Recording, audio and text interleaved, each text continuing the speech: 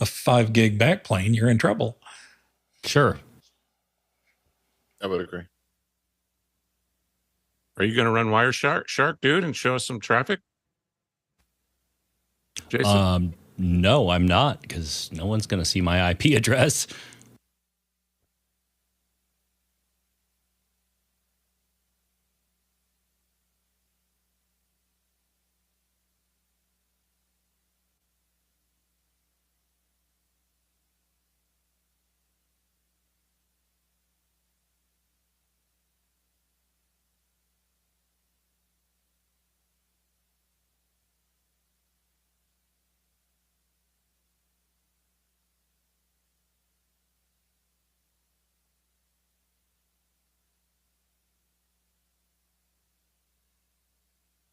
I'm just going to fine tune my audio level here because the garbage crew is coming up the street.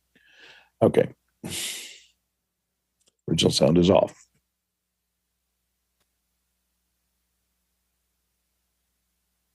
Dio de Basura? Is that what you said, Courtney? What? Dio de Basura? Dia de los Basuras. Dave the Garbage Man.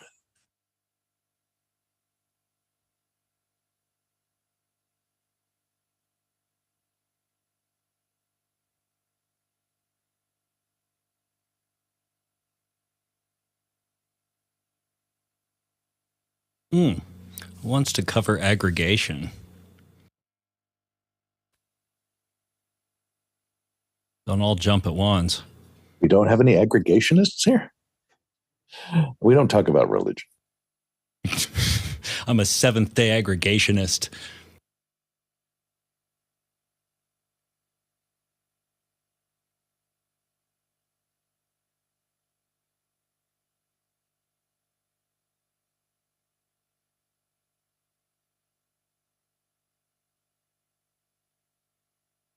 Garbage truck sounds like it's eating something. Can you hear it? Soylent Green, isn't it? Isn't that what they did on Soylent Green? Yeah. Bring in the scoops.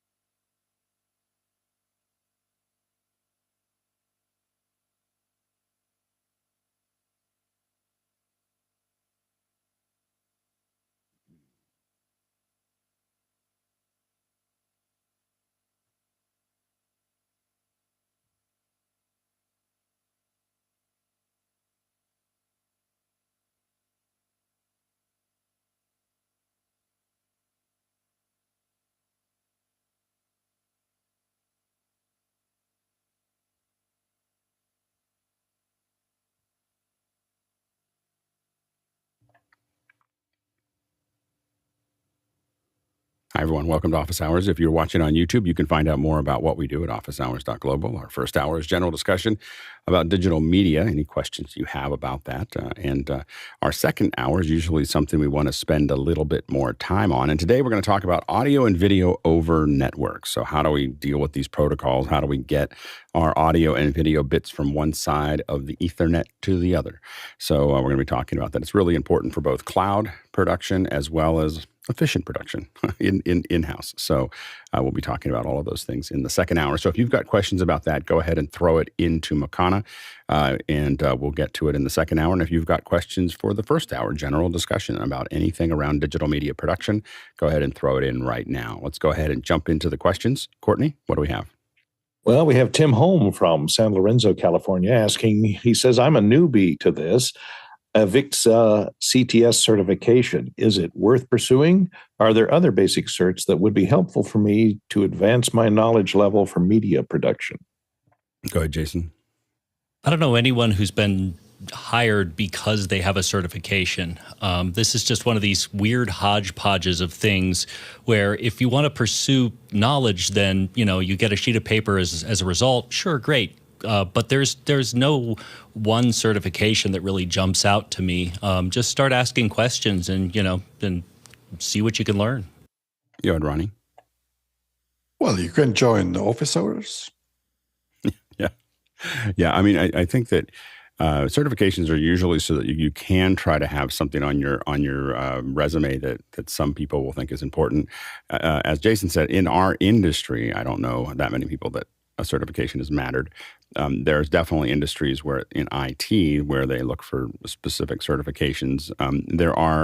I will say that for many people, if you don't have the piece of paper from Audinate that says you know how to use Dante, people will not think that you know how to use Dante, but that's free. So it's just something you need to go through. So I would say that the number one, related especially to today's course, it would be something like the Dante certification. Jeff, you were going to say something about that? That's exactly what I was going to say. Was Dante certification is the first thing I ask in an interview, honestly. Yeah. It just saves a lot of time. Second, but yeah. And that comes down to, and AVIXA may have some great certifications that might make a difference. I know that I do know people who have gone through the AWS certification and found those to be fairly useful, as far as not so much that they needed to have the piece of paper, but that it really carefully got them through all the infrastructure of really understanding how AWS works. And so that might be another one to look at from that type of thing. When it comes to actual video and audio production, I haven't seen very many certifications that have been anything that anyone's paying attention to. I think partially because there just haven't been a lot of great courses in that area, and partially because the industry is moving so quickly that whatever certification you had a year ago is probably not useful now. So I think that's the real challenge. Next question. From Stephen Kimbrough in Berkeley, California. He says, anyone paying attention to the Eurovision Song Contest and the camera moves they're doing? It is apparent that they've worked carefully with each act and have them hit their marks so that the camera can catch them perfectly. Yeah, this is something that has been refined by Eurovision. I think there's a note here that they use QPilot to achieve this. And so basically, when you look at Eurovision, and I've actually seen QPilot at IBC, they have a little booth that they're showing how it works. But it's set up to just run the switcher. So it is all pre-run. You're watching something that is very organized and very rehearsed. The camera operators know where they need to be.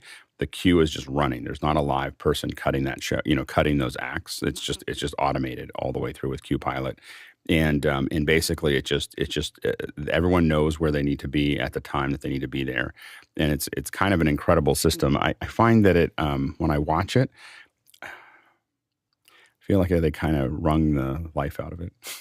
Like the attempt to make it so organized. And so basically what they're trying to do is do a pre-edit live. So they're doing it live so you can vote on it, but they're trying to have the feel of what they could have done perfectly. And I guess I feel like it's always they've kind of wrung all the, I don't know, something, they've lost something in that area, but it is impressive to watch that. Next question. Next one comes in from Bo Cordell in Charleston, South Carolina. He says, I've switched out my Blackmagic Design Pocket 6K for a Sony A6400. Says the autofocus is amazing, but I've noticed it continually breathes ever so slightly. Is that just what it does, or is there a setting that can be tweaked? I'll go, John. There is a focus area setting that can be changed, so it's not so wide. You can focus it more towards your face, which shouldn't be moving that much in frame. So you'll probably reduce the amount of attempting focusing that it's doing, just so it doesn't miss anything. You can also set it to slow versus fast. That will reduce the number of times it's actually trying to autofocus itself. Yeah, and we had that question yesterday, I think, from FX30s. Same problem, but I haven't had that problem. But I think that also, I think it depends on how far things are behind you or around you as well. So what can it see there? The distance between me and the background that I have here is probably 8 feet. So it's a long way back. And I think that makes it easier for the autofocus to figure out what it should be looking at. Next question.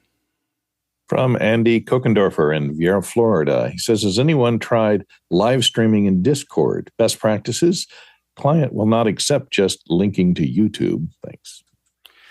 There is I think the one thing to look at is the maximum number of people. So you may need to use nitros to get you up to 300, I think is the top, but I think it takes like all the nitros to get there, so that it's activated there.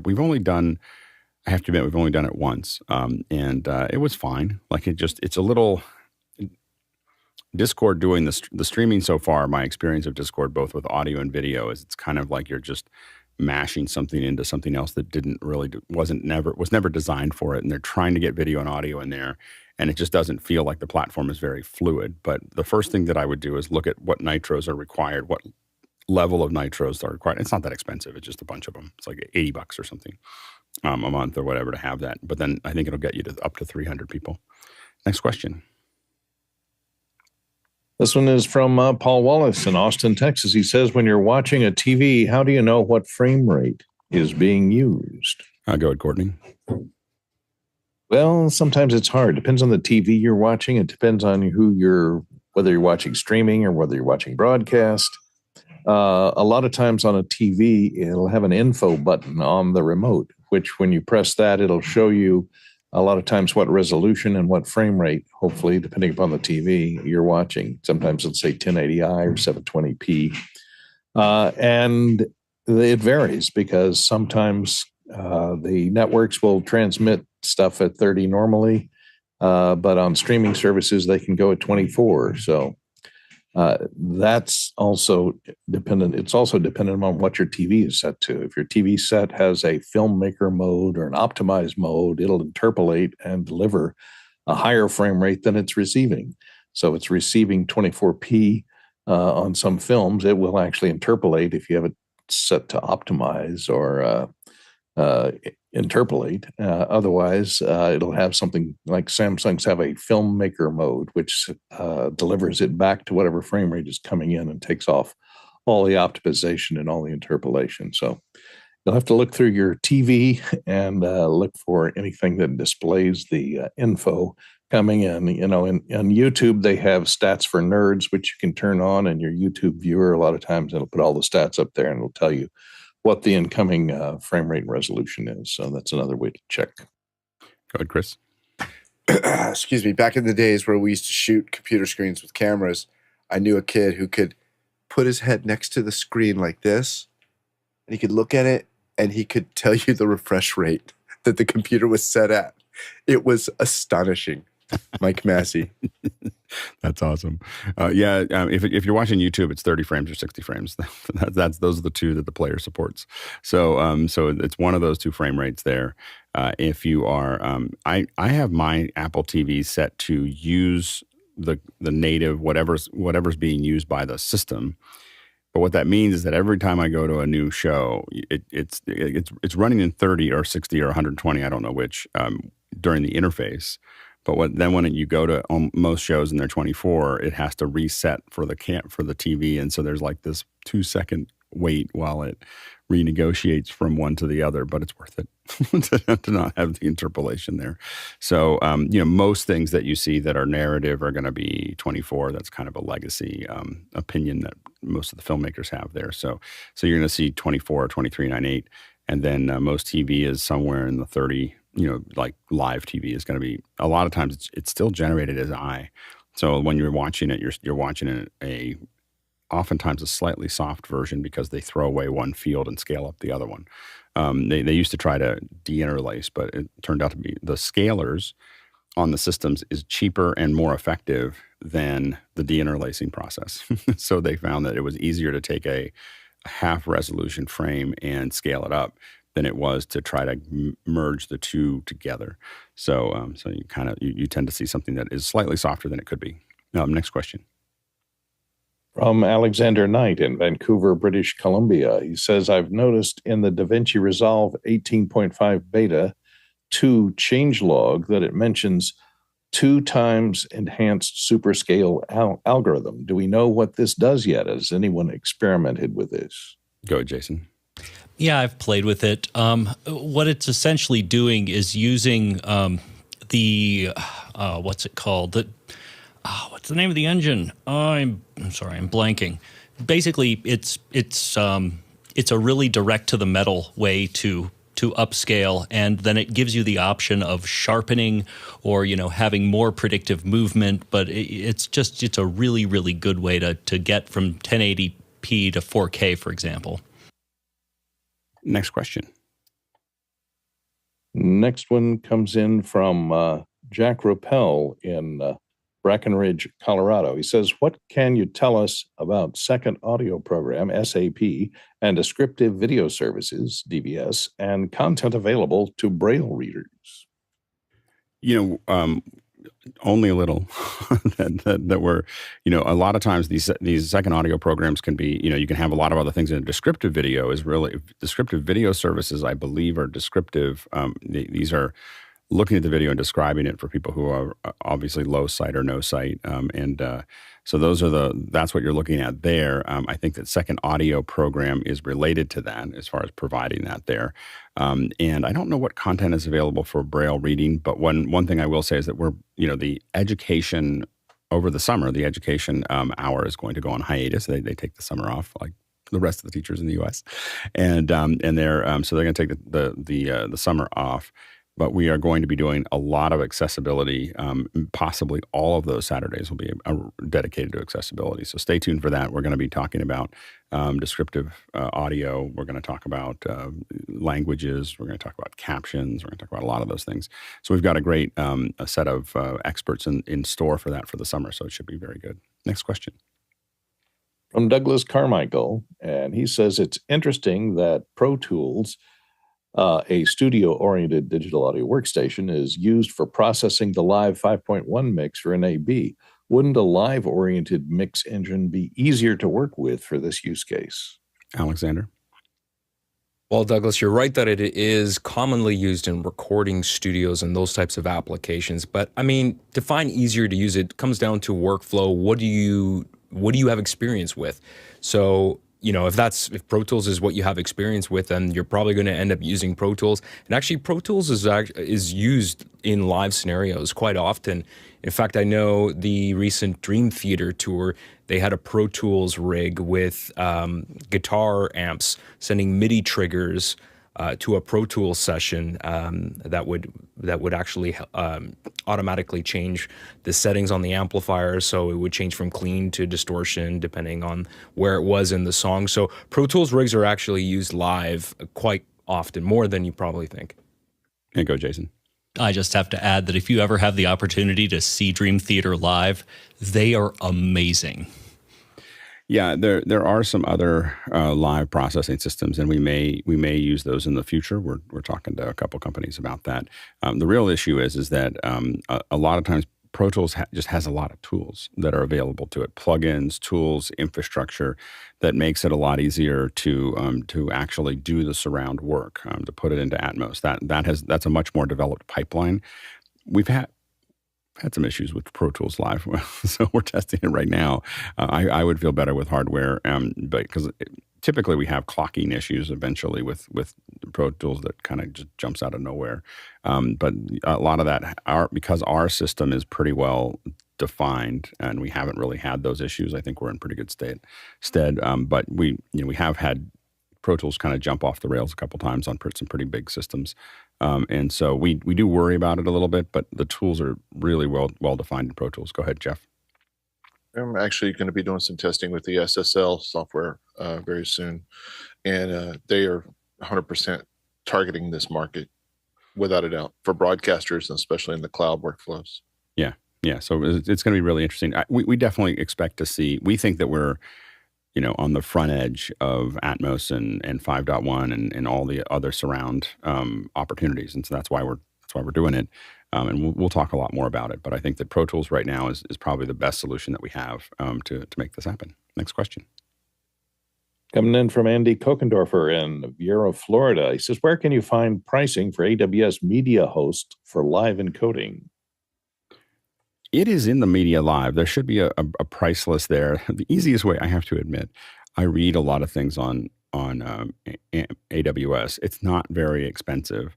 But what I would do is I find the easiest way to figure this out, because it's not $20 or $80 or whatever, is I just run a stream. I run the configuration that I'm planning to use for 2 hours. Like 1 hour is enough, but 2 hours just to make sure I'm not missing anything. I just turn it on and I run it, and then I see what my charge is.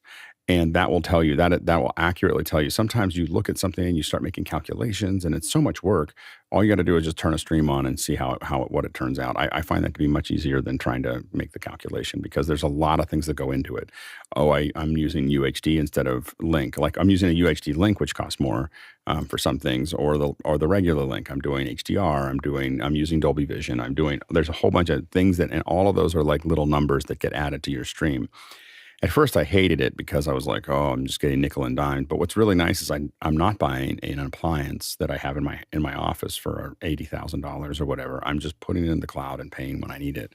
And it's turned out to be much less expensive. Go ahead, Jeff.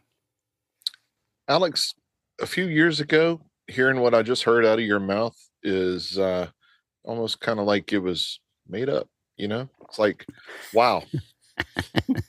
Well, so the encoding to me, basically the cloud has kind of caught up with the appliances for what I needed. So a couple of years ago, I was doing lots of Atmos and Vision on appliances, and that tool wasn't available inside of the AWS. So what happens is, if you want to be on the front end of the development of Elemental, for instance, you need to have the appliance, because the appliance gets updated before the cloud gets updated. So when I was doing stuff that was really on the bright bleeding edge, there was no way for me to use the cloud to do the encoding. But now, it's all settled in, and I haven't been needing to use any of the brand new tools. And regarding your pricing thing, I completely agree with you on that. You need to run tests, because the egress charges are what we frequently underestimated.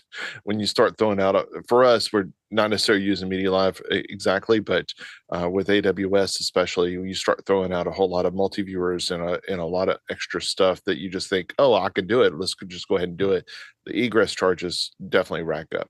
Yeah. So if you're, and specifically if you're sending it out to like 10 YouTube channels, or three Facebook channels, and a bunch of other things like that, you're getting hit with $1.50, or $1.20 per output. So you just have to be kind of careful of, and that can start to add up. And that's where appliances start to come back into hand, because I can put it into an Elemental and send it out to many outputs all at one time. And and if I'm doing that all the time, every day, which we used to do, then I would need to do that. Like this show was not cost effective in the cloud, because it's so many hours of work that it's running. So that's the big thing when we talk about like this show. We're going to eventually get into the cloud, but we have to figure out the pricing, or somebody else has to figure out the pricing. We have to figure out the model for it. For a while, that hardware is expensive. It would be an enormous amount of money for us to turn this on, every day and do it all in the cloud. Next question. This one comes in from Jack Rupel in Brackenridge, Colorado. He says, could you see Apple buying Unity? Game content, USDZ content, and AR, VR content creation could be centered on the Apple ecosystem and not PC $1,500 GPU systems. Go, Jason. I I don't know what to say other than I simply don't. I think Apple has a long memory, and I think they would very much rather do something on their own and support things that they like rather than buy something as large as Unity. Yeah, I think when Unity started arcing into the $15 to $20 billion valuation, that'd be the largest merger that Apple's ever had. Now they've dropped in price. I don't know what it is now, but it's still going to be more than what Beats was, and Beats was their largest acquisition to date. Apple doesn't have a history of large acquisitions with large numbers of people because it's hard to assimilate them folks into the thought process that Apple has, and so usually they're buying companies that are under $1 billion. That's they're kind of their MO. So I think it would be very unlikely, not impossible, if Apple has been developing obviously their own tools. So you have a lot of the AR creator and those types of things that are there. It's going to be really interesting. There is a lot of rumors floating around that Apple has spent an enormous amount of effort on ease of use for creating content. And we don't know what that means, but that is if Apple doesn't succeed at that in the first year, I think that you could see them looking at trying to buy Unity. They're definitely not going to buy Epic, so that's not going to happen for a whole host of reasons. For every reason, yes. Yeah, for every reason, they're not going to buy Epic. So Unity would be the only other real option to do that or develop it themselves. I think Apple would probably prefer to do it themselves, but it depends on how successful they are and whether they can get all the apps to kind of talk to each other. I think it's going to be, in a couple of weeks, it's going to be really interesting to see what kind of tie-in. I think that there's a potential that Apple is going to have new coding platforms, new AR development platforms, in addition to feeding everything with things like everything from Keynote pages, numbers, Final Cut, motion. All of those things could be content creators inside of that platform. And so it's going to be really interesting to see how far they take that, or if they take it anywhere. And we'll find out in about 3 weeks. All right, next question. Oh, before I go to the next question, just a reminder that you can ask more questions. We're just cutting through these like butter. And so if you want to ask more questions, go ahead and throw them in. General questions for the first hour, questions about networking and AV over network for the second hour. And of course, make sure to vote on those questions so that we know which ones you want us to answer first. Go ahead, next question. All right, coming in from Alexander Knight here on the panel and from Vancouver, British Columbia. Says, I'm looking at these newer tube LED lights that run on battery. My application is to mount them on a pole and run them only on external power. Do these typically run on battery, or can I get ones without? Go ahead, John. These do typically run on battery. What you'll find is the included power supplies usually don't actually provide enough power to run them, at least at full tilt. While they're turned on, they're usually just running for a charge. I also recommend probably stepping up maybe into the PAVO tubes. The 6Es are only like $20 more a unit. I don't know what that translates to in Canada, but it's definitely going to be a higher quality of light and something I'm very comfortable using. And I do typically run them plugged in. I'm just running them at 40-50% of their total output power. Go ahead, Alex. Pavo tube, is that the style of light, or is that the manufacturer? Nanlite. Nanlite. Tubes. Okay. I'll look into those. I've had this problem before. I brought this up because I've experimented with some smart rig LED lights that run on battery, and I tried to run it over USB power, and it would just, after half an hour, it'd get really hot, and then it would just go down from 100% to 60% brightness. Couldn't do anything about it. So the funny thing is, I don't know how many of the 6Cs. The 6C PAVO tubes, we between me and 090, we probably have 30 of them floating around. We use them in our smallest kits, and they're just really easy to use. The battery will last about 2.5 hours. So the USB power, they don't handle USB-C to USB-C very well. In fact, they don't come with those cables. They're a USB-C input, but if you give them more than 2.4 amps, they stop charging. So what you have to do is use the old 2.4s. So if you put a 1 watt in, they won't last. They'll just burn out. But if you put a 2.4, they'll last forever. Like, you can leave them on forever. But if you put a USB-C that's capable of more watts, then they don't charge at all. So I've learned this in many hotel rooms, because when you see me come in from a hotel room, generally I have those 6Cs that's what I'm using, because they pack really well, except that they look like dynamite in your carry-on. So they do open it up, because I have 4 of them. They're magnetic, so I have 4 of them like just stacked together typically, and I use 2 of them for backlighting and 2 of them for some kind of key fill type thing. There is an app. I haven't found that I was very successful with it, but there is an app to run them as well. But they're super simple, super easy to use, and I'm really happy with them. And they make all kinds of lengths. So the longest version of that is 8 feet long. I think it's either 6 feet or 8 feet long. They have these so you can get lots of different length versions, obviously at different prices. Yeah, go ahead, Chris. When you put those lights in your carry-on, I would recommend you don't wrap spare cables around them or pack them with an alarm clock. I was about to say, get an analog alarm clock and a Wile E. Coyote. There was the day. There was. This is long ago, but I had an XL1, and and I had 6 batteries with it. I think we had 2 XL1s. We had 6 batteries with it, and I set the 6 batteries in my carry-on, and I had 6 Countrymen, with the really thin little cables. I couldn't help myself. I just had to set all the batteries together and then set the Countryman like right on top of it. So all the coiled wires were all over top of it. And then I just pushed it through just to see what would happen. And I got through the other side, and the guy, I could see it going through, and it looked really devastating in the thing. And the guy goes, sir, would you mind if we opened your bag? Can I take you somewhere? We're going to go through your bag. And I didn't know that part of Oakland Airport existed. Like, we walked so far. Like, I thought I was going to walk to LA. He took me to this space, and he goes, can you describe what's in the bag? And I said, it's some batteries and mic cables and stuff like that. And he very carefully, he was like just moving it around. His little hand is moving around. They put you in the blast room, Alex. And you see him he just like opens it up very slowly. Like, this is the end of his life. He can't believe this is him. And he looks at it. He goes, oh, you can go. It's like, just like, it was so funny. It was Did you not think to say that before you went on the long walk?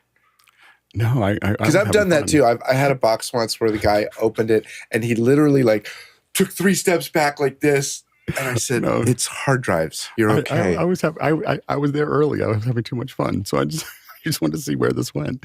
And so that was a long time. I don't do that anymore. I'm usually too much rush. The other one that you have to do with an Ozo, you have to tell them like that's a 360 camera, because it looks like the center of a nuke. Like it just has all these things all pointed right to the center. So it looks great on an X-ray. Anyway, next question. Coming in from Paul Wallace in Austin, Texas. He says, has anyone taken DaVinci Resolve for the iPad around the block? I haven't. I installed it, and I just really haven't. I opened it up, and I was like, oh, it was a little buggy run it on the first day. It's the first day I opened it, and I was like, oh, I can't quite get this to work. And then I just set it back down. I do think it's pretty amazing that both Resolve and Final Cut in a couple weeks will be available on an iPad. And I think that what we're about to see is just an incredible explosion of using video on the iPads. And I think it's going to be really, really interesting in the fall. I think both companies will be competing for, I think, the education, corporate, and social markets, which are about 1,000 times bigger than Hollywood, is where basically Resolve and Apple are going into a cage match.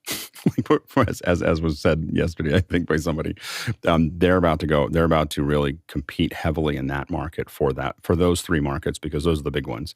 I think Premiere went down the wrong path with Rush. Nobody that I've ever seen uses that application in the wild. And so they thought that they'd build kind of a light version of it, and I don't think it worked. Avid's definitely not going there. So I think it's going to be down to Apple and Resolve on the iPad, and I think that that's going to drive the industry a fair bit as well. So it's going to be a really interesting to see what happens in the fall. Next question. This one comes in from Kjetil Fla from Gjersvold, Tromsø. Hope I got that right. No, I didn't. Midjourney has started cutting off free users from generating their 25 images when the server load is too much. Do you think we are starting to see the end of the free trial period for AI? Go ahead, John. What I think you're saying is just a prioritization of paid users over free users. I don't think it means the end of it. Adoption is going to require that free trials continue. It's the same way Microsoft never really cracked down on their Office products, is because they knew those same kids that were, using the software for free would be using it in Office spaces everywhere. So I think what you're going to just see is, as capacity increases, as more people start paying for it, the free tier will become more stable. But right now, you have a huge influx of users, and they just want to make sure that the paid customers are getting what they pay for before they lose anybody to another platform that is maintaining their system better. Yeah, go, John. John's exactly right. They've got 15 million members on Discord right now. There's 1.4 million people online right now. And those, like Alex said yesterday, those NVIDIA cards are super, super expensive. So scalability is expensive. Yeah, absolutely. And as a paid user, I'm really glad they're doing that. So I pay a fair amount of money to have access, and it's very fast. Like, I will say that I'm on a fast setting with 5.1, and it's almost it's gotten so fast for a paid user to use it. I use it in production all the time. I use it mostly for keynotes. I'm building a bunch of decks right now, and so I'm amazed. Like, I just have to say that, just to take this moment, I have so much fun sitting and I'm making visuals. And what happens now is I just sketch them out what I want when I'm building a deck. And I just go, okay. And then I have to think about how to prompt that out. And it takes me maybe 15 minutes, but I get these very completely original images that just look amazing, and they all fit together, and it's just, I'm just kind of stunned by it. And I don't even know what I did before that. Like, I've been doing it for 6 months for keynotes. And I don't even know how I did what I did before I had the ability to just render anything I want over white. Like, that's the big thing, is that I just gotten really good at rendering items as examples over a plain white background, and with little shadows and all kinds of other things. It's stunning. Next question. Another one in from Paul Wallace in Austin, Texas. He says, is there any way to view the face of your Apple Watch on a big screen? Go, Jason. Absolutely. By a big screen, I'm going to assume you mean a Mac, and it's two parts. So most people know how to get their iPhone through QuickTime onto the Mac using, just QuickTime and generally a hard cable connection. If you go in on the iPhone to accessibility and then Apple Watch mirroring, you can just mirror your watch. And I mean, I can show you it. Here it is in real time, and there's, here I am moving my watch around, and there it is on the phone. That was a much better answer than mine. Mine was going to be, if you take your phone and you point it at the watch, you can put it, point it at the watch and then AirPlay it to your Apple TV. You'll see the camera version of the watch. Jason's answer is better. Next question. From Robin Cutshaw in Atlanta, Georgia. They say, can you configure a MixPre 6 so that the mic inputs are fed to the computer's USB-C as separate channels? Go ahead, Chris. Yeah, Robin, I'm pretty sure you can do exactly what you want to do. It's really important to remember that the MixPre 6.2, I think is what you said, yeah. It has multiple analog inputs, but it also has a lot of USB outputs. And so one of the things that you could do is, one of the things that I do actually is I take my microphone, which is, right here, it goes into my MixPre, and I send it out to a couple of USB outputs, bypassing everything else. So like in my Unity comms setup, I just select the item called My Mic, which I set up in Loopback, and that's my mic. I mean, it's like a direct patch. And so, yes, I'm pretty sure that you can set each input to a separate output. You might do a little loopback, but the routing inside the MixPre 6, super capable, complicated. Super capable, but complicated. It's how you pick it. Yeah, it's how you pack. We were talking about this yesterday with the Scorpio and the fact that AES was hidden, and Mickey astutely pointed out they just figured out how to pack an enormous amount of features into a very small screen. And so that's the challenge. What I really wish is that there was a USB connection, that the USB connection in the MixPre or in the Mix series would, or in all the sound device series, would have like an app that just opened it up. So I had all the features in a bigger screen and I could just do all the things that I wanted to do. But I think part of that is that the ROI is very low for them because because they're focused on field recording, and those field recorders, are used to that, and even, are used to kind of going through that. And I have to say that, even back in the 788, when I was using it, we had about 4 788s, and we figured out all the routing, in the 788, so that we could do all this custom routing, mix minus, everything else that was in there. And when we went to a field recorder, they were like, they didn't even know those tools were in the that were hidden in there. And it was very much of a tap the wall and then pull this down and then turn this over here to get anything out of it. But Sound Devices has been really good at just stuffing feature sets in. It's just it's hard to find them. Yeah, go ahead, Courtney. And if you're on a PC, you may have to make sure you have your ASIO drivers loaded, because those are the drivers that are needed for multi-channel USB input on a lot of PCs. Maybe it comes with drivers if you install the drivers for that particular MixPre 6. It may load the ASIO drivers, but check to make sure you have those drivers loaded. Then you should be able to get all the channels ISO. Next question. Comes in from Douglas Carmichael, and he says, has anyone used Nuendo? How would you compare it to Logic or Pro Tools? It's another. I would say it's another flavor. The folks that I worked with Nuendo, that use Nuendo, just they're dedicated to it. It's a religious conversation. They really, really like the interface, and they're very committed to it. I feel like it's just another version. For me, when I look at it, I don't see it to be dramatically different. I'm told that some of the surround stuff is, I don't know, a lot of people seem to like it better than what they've seen in other platforms, but I can't, to me, it's just another version of what we do. And if you like it, most of the feature sets are pretty similar to Pro Tools and a little bit to Logic, probably a little bit more than Logic, and about the same as Pro Tools. Next question. Coming in from Ketja Fla in Gersvold, Tromsø. What are the panel's newest gadgets or software discoveries that has improved your quality of life? Go ahead, Tom. Well, my newest gadget is from Ubiquity. It's called the Wizard, and it's a little gadget that works with your iPhone.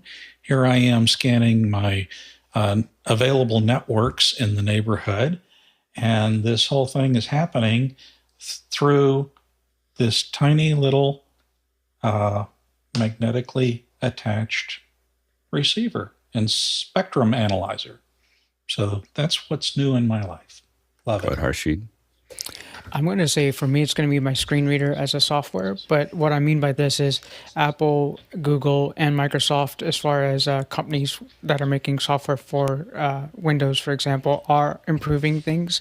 So we're moving into this AI world soon too. So the screen reader and just getting imagery or getting information back quickly is definitely a game changer. And then to be productive on your phone, on your computer, and take it elsewhere with the same process. And you have all three platforms to choose from with Apple, with Google TalkBack, and then with Windows, we have JAWS. So definitely the screen reader has changed the game for me, and a huge help. And I love all the new changes coming along. Go, Jason. One more vote for the Ubiquity Unify Wizard. Very cool piece of tech. Not the most advanced Wi-Fi scanner I've ever seen, but for $99, it is spectacular. Go on, Courtney. Well, it hasn't arrived yet, but I was supposed to get it yesterday. I got all excited. My Creality K1 high-speed 3D printer was supposed to arrive. And then I got a notice from UPS saying, we're rescheduling your delivery. So hopefully it'll come in the next 2 days, and it will speed up my 3D printing by a factor of 10. I'm hoping that I'm going to be able to, go ahead, Alex, go ahead. Yeah, just one quick addition to my lighting back there, that little old-timey light there provided by IKEA. I think that the thing most recently that I've used that has been the most payoff is this little small rig V-mount battery. This is a little V-mount battery. I know there's a lot of people that make them. This one has both 9 and 12 volt barrels here that come out the end. So instead of just the D-tap, it's got that as well as USB. So you can literally charge your laptop with it if it's in there. You can also charge a lot of other anything that's got the barrel connectors on it. A switcher, and I was kind of surprised by it, and it's got it tells you exactly how much power is in the front, which has been useful, for me. So anyway, I was kind of surprised by this being as cool as it is. I'm hopefully this weekend going to be trying out a Zoom room with 4 USB cameras a Zoom room with 4 USB cameras and a Mac Mini Pro to see if we can build this little mini kit that lets us do like how-tos and other things like that. We're gonna play with that this weekend, so that might be another one on the list. Next question from Ronnie Hofse in Tromsø, Norway. Again, anyone using the MixPre with noise assist in live corporate conference event streaming to clean up stage noise? We haven't used it there mostly because we need more channels. So when we use it in those areas, what we're using, what I've used in the past for those is the DNS8. So that's a Cedar DNS8. So you can basically send out 8 channels and then individually do noise reduction on them and then bring them back in. The real challenge with the MixPre and with even with the 8 series is that there's just not enough channels available for that processing. I really wish I could do that, and I have thought about the idea of using a MixPre for every mic so that I could do that. It actually might be the same cost as a DNS8. So if I just did it for every mic, but so far we haven't stacked it up that way, and we've used the DNS8. The only thing I'll say is make sure that you turn the software off on the DNS8 before you go to the live show. Go ahead, Courtney. Yeah, a question for Alex. A follow-up is the noise assist and the auto mix usable at the same time, or are they exclusive of each other if you have both plugins? I don't know. I've never done both of those in a MixPre. Usually when we're doing a live show as soon as we go into live shows, we use the MixPres, and I use the Scorpio for some events where we need more I/O. But the MixPres we're really using as a recorder for one person connecting to a computer. Once we move, we haven't really used, and I have almost no experience with the 6 and we have a whole bunch of 3s. I have almost no experience with the 6 and the 10. So I have that, or I have the 8 series, the Scorpio. With the MixPres, we just haven't really used them in that format. Typically, we're using if we're doing auto mix, we're typically on a Yamaha or a Behringer. Next question. Just kind of wondered if the auto mix would fight against the. I think Mickey says that it's that both of them will work at the same time. From Bo Cordell in Charleston, South Carolina, he says, has anyone used any of the video analysis tools from Video Clarity? And he has a link to it. I think that this is the one that we were looking at. There's been a couple of them that I haven't used Video Clarity specifically.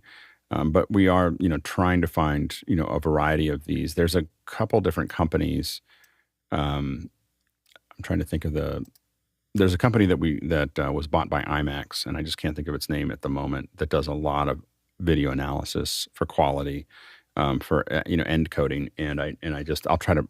We may go back to it. I'll mention it, but it's not Video Clarity. It's another one, but that's the one that I've seen the most of. Next question.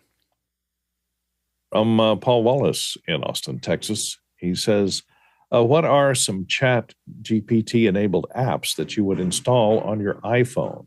Go ahead, John. Most of the generative AI stuff I do is on my PC. I'm generating either art or long letters. And so I do that on my workstation. But I do have the Bing app installed on my iPhone, which has OpenAI 4.0 built into it. And you can run that just like you do normally in Bing. So that's about it right now. Next question.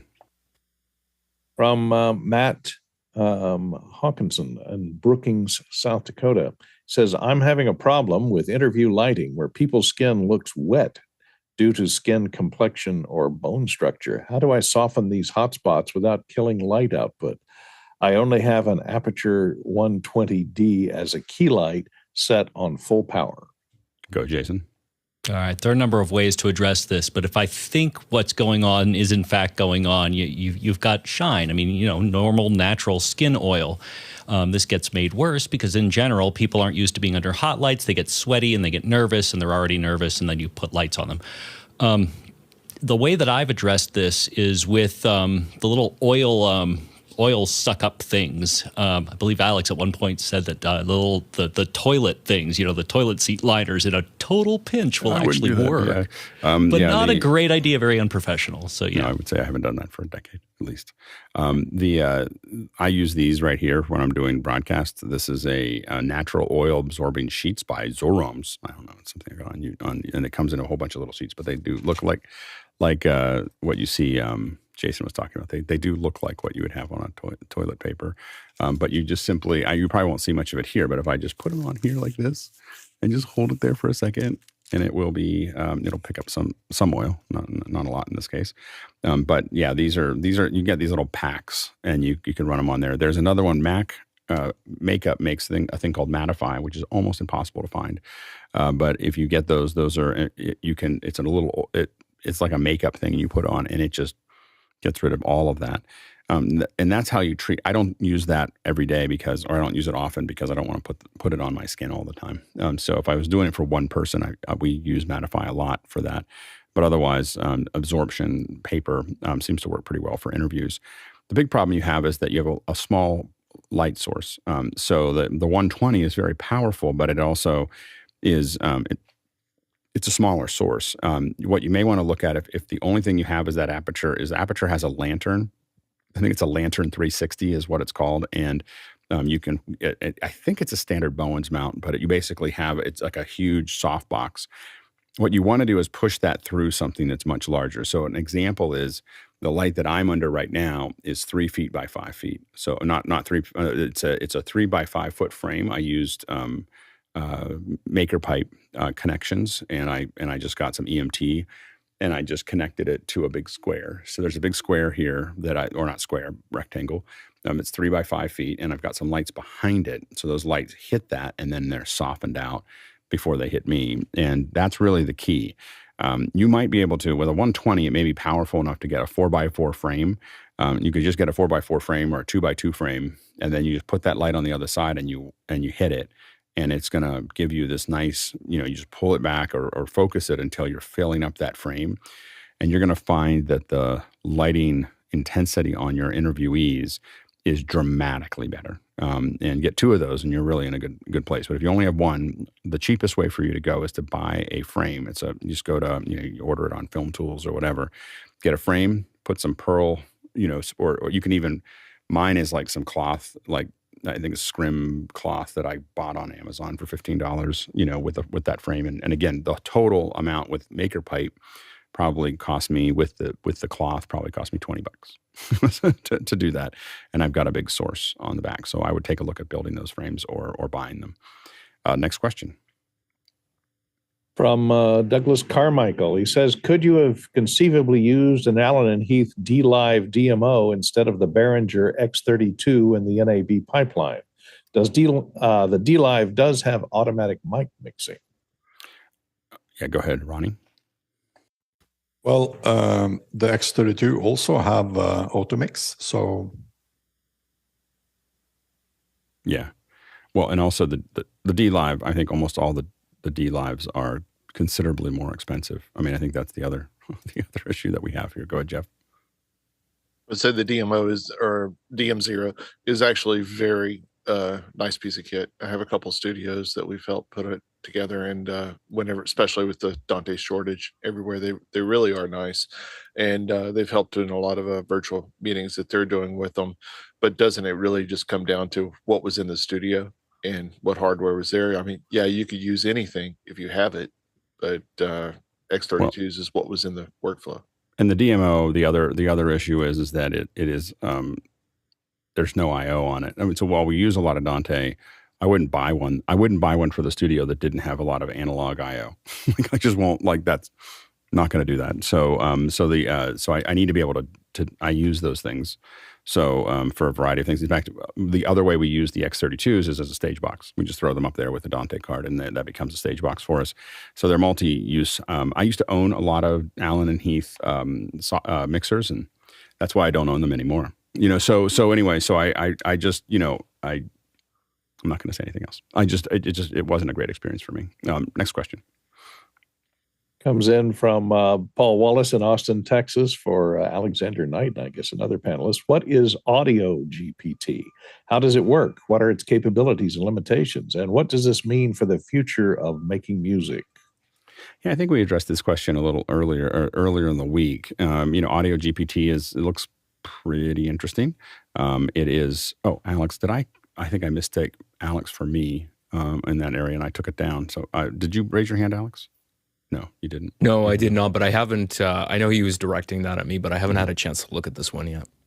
Yeah, it's still work in progress, but it should be able to do a lot of things. They talk about it being able to look at an image and generate music, have you give it text and it generates sounds. There's a lot of things that are interesting, but it's still pretty early on. Both the audio and the video generation is still getting started. Next question. I looked at some samples. It was pretty crude. Douglas Carmichael says in many Asian countries, Japan, Taiwan, South Korea, there are multiple unit residential buildings that are also offices and retail in the same building. Could this same model succeed in the U.S. and Canada in light of the rapidly growing urban population? Go ahead, Chris. Yeah, Douglas, this is something I'm really passionate about. It can succeed if you want to live in a big city. So like this is Bay Street in Emeryville. And what you have is you have retail at the bottom and businesses. And then up above you have housing. There's also actually happens to be an Apple store right here. You could do it. The units up above are about $1 million. And some people want it. I think you need to ask yourself a question, what is the thing that's most important to you? I know I've heard Alex talk about, he lives where he lives because it has good schools for his kids. That's super important. I live where I live because my wife wants to live here. Like that. But you also have good schools. You also have good schools. She wants to live here because of good schools, yeah. Some people want to have, 50 different restaurants that they can walk to. And those people want to live in cities. Some people want to, go outside and pet their horse. That's going to be awkward in a condo on Bay Street in Emeryville.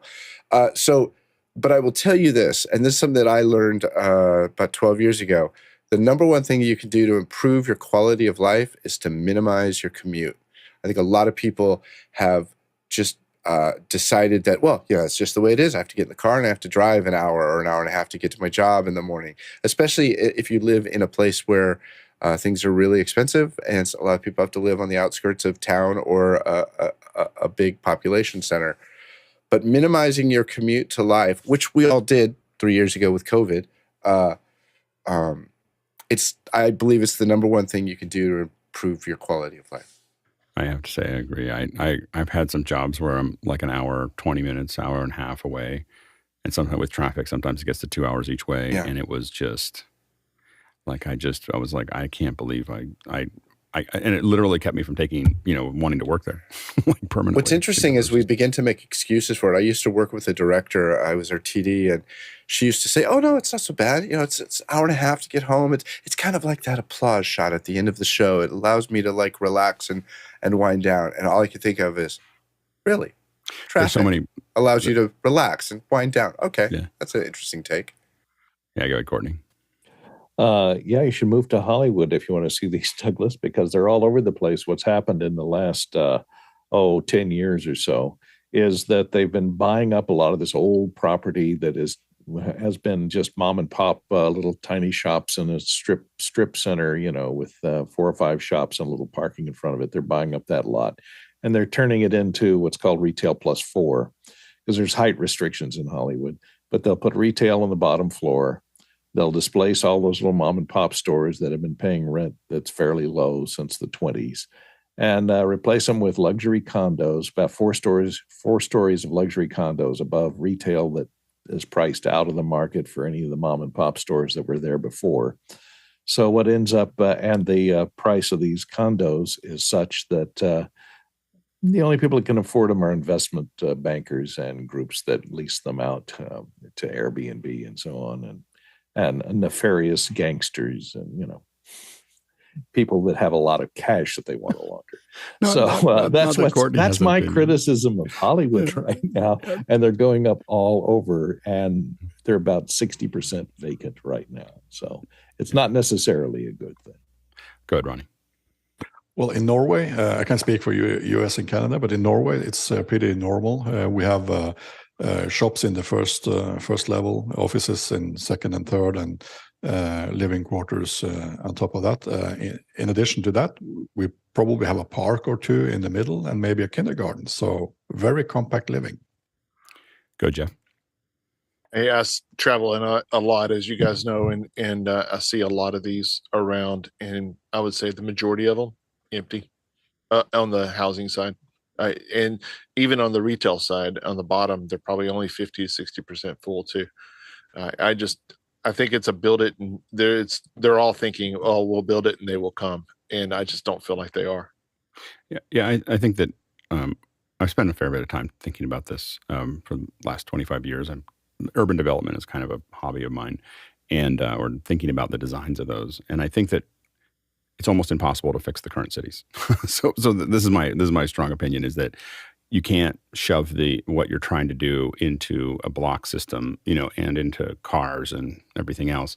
Since we have just a couple minutes here, but I think that you want to build them like this, run rail around it, have an underground rail, and then for these pieces here, what I would do is I would actually build them like a pyramid, but circular like this. And the reason you do this is because if you put walls between them, no one can see each other between the apartments. And so you have all these apartments and you put little greenery on them and they look like big Christmas trees all the way down the outside. And then you have all these apartments because the apartments want the windows, right? But the other stuff doesn't necessarily need it. And so if you think about it, you can put all these shops and everything else. You can leave this opened here so that rain comes down in here, and it's all kind of nice. And if you put slots in it, the Romans figured this out. The air will blow through it. It's quite nice. But you can build all kinds of retail and everything else down into here to make it more efficient. And then down below, you have the rail to get to the other ones. And I think that is you need to build it all so that people can all live there. They can all have their kind of more open space. But then you have a lot of the services that they'd want, the restaurants, the markets, those types of things all in there. It'd be highly efficient. But you can't build that inside of a current city structure. You would need to build it from scratch, as opposed to because you really want to build all that rail system. You want to design it for 1 million people and then put 30,000 into it and build the rail system out, though, with just dead ends to where you're going to go, and pre-design the layout for it, but not try to build the layout. That's what Brasilia tried to do, and that was a disaster. But think about how to start small. I think that then you build that out with the problem is it's getting. Jeff's completely right. Like, just doing part of it won't get there, but you have to do the whole. It's a holistic problem, because you also want to do things that service people who are working from home. So every apartment has fiber. Every apartment has one room that is built for that. There's a lot of things that you need to build all of these things out all at one time to make that actually successful. You couldn't if you do one part or another, it won't succeed. It'll just be another failure. But if you did all of it, again, what you're trying to do is push someone over when they're making a decision about where they want to live. You want to push them over the edge to where it's not that they like everything that you did, but they do like enough of it that it's better than the other things that they have options for. The other thing you would do is not build it anywhere near the current cities. Like, you can't build it in an expensive place. Part of the thing is not to have it be in an expensive area. I think Nevada is probably the best place to put it, and specifically because there's not a lot of taxes in Nevada, as well as they have their own municipal ruling system, so that you can actually build a city of your own as a corporation, as opposed to having to deal with having half the problem with most of these things is the local municipalities. So that's like half the issue. And so, and anyway, so I think that you could definitely do those kinds of things. And I think that if you connected it with like a high-speed rail, with a dirty vacuum, it would be pretty nifty. Go ahead, Chris. So, Alex, I'm curious, given your background, what do you think of the Line? Have you looked at that much? I haven't seen the Line. What's the Line is a city that they're building somewhere, I want to say like Saudi Arabia. I could have that wrong. I apologize. And it is a 1 kilometer. Somebody knows more than me. It is a city that is a line in the desert.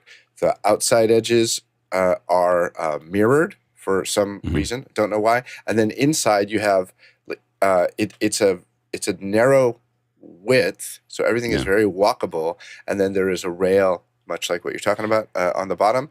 And it's designed around the sort of concept of what they call the 15-minute city. Like everything that you need should be a 15-minute walk from where you live. And but it's long. And it's 170 kilometers. 170. Right. That's as long. crazy as it sounds.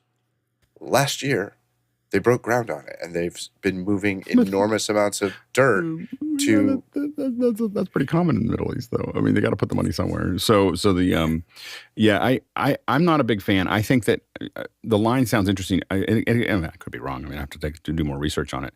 I really think the thing wants to be compact. I think that the line is something. I think that you want it to feel like it's a small. I'd rather make it more circular and more contained. Like a citadel, because I think that. Part of the, anyway, there's reasons to have it be more defensible. Anyway, go ahead, Jeff. I was going to say, okay, defensible. All right. No, with the line, I find it really, I find it extremely engaging because of the sheer mass of it, and because they don't really ever say how much money they have in Saudi Arabia, they will throw everything at it just to say we built this, and that is just really amazing. 170 kilometers long.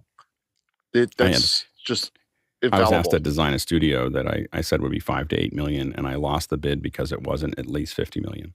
Like it was, this was in the Middle East, and they just were like, no one's going to be impressed if they do an $8 million studio project. And they want $50 million. I was like, that's not where I'd start. Like I was like, you need to start in a place that you can keep building. Go ahead, Courtney. Yeah, and if you want to avoid the town on the line, it's a long camel ride to go all the way around it. I think. Yeah. All right, we are jumping subjects for our second hour and going into AV over network. How do we get audio and video and all of these things across the network and have them connected there? So we're going to leave it open for the panel to raise their hand if they want to talk about some of these subjects before we jump into the questions. But of course, we're here to answer your questions. So if you have questions around audio and video over network, it's one of the things that we know that this is important. We know that more and more this is happening, whether it's NDI or 2110 or all these other things that are going on, Dante and many of the other protocols. It is important that we keep on learning how to do that. So take a look at, think about the things that you want, and hopefully some of our panelists will talk about some of the things that they think are important to think about in this area. Jeff, I'll let you go ahead and kick it off. I've got really simple answers, honestly. NDI for video and audio both, and then Dante for if you just need better, faster audio on the network. Use it with Netgear M4250s, and that's it. Done. And what are the things that I guess the question for you, Jeff, is what are the things that you think get people in trouble? Like where does this become difficult? The first place is they overload their switches. They overload their switch network, their fabric. They don't understand that even though it says, we were having a conversation earlier about this, is like, even though it says, we'll start here, Jason, even though it has 8 ports that are gigabit ports on a switch, that doesn't mean the backplane that holds all the traffic actually has that much bandwidth. So you have to make sure, read, and then again, you have to believe that the switch manufacturers didn't lie to you also and inflate the truth that's truly there. There's some silver switches that I used to use a lot, and I ran into problems with that because after a period of time, I was pushing a lot of 10 gig through it, and they would just fall apart. It's because they could not handle the throughput. So that's where most people get in trouble, is they're overwhelming their NICs on their machines themselves, but mostly in the switching network itself, the fabric. Go, Jason. Yeah, I totally agree with that. I feel like I want to start with why people are so drawn to this. In general, even if you have something like a digital mixer, for example, you end up with these very old school, very analog, very annoying problems. And this is a, AV switcher or digital mixer, doesn't matter. You end up with distance limitations where, an analog cable can only go so long, or, the protocol is going to mess with something, or you get noise, or, a 60 hertz hum. And you end up with I/O issues where, you just need one more output in order to get that over here. And if I could just turn that around, then I'd be perfect. And I think the appeal largely of AV over IP is that it solves this, and it solves this for the low price of not buying specialty cables and being able to do just about everything with Ethernet. And it does so at the cost of a solid backbone, because that's really what it's built to work with. Yeah, go ahead, Dom. Well, we were going to start talking also about subnetting and designing your network from the beginning.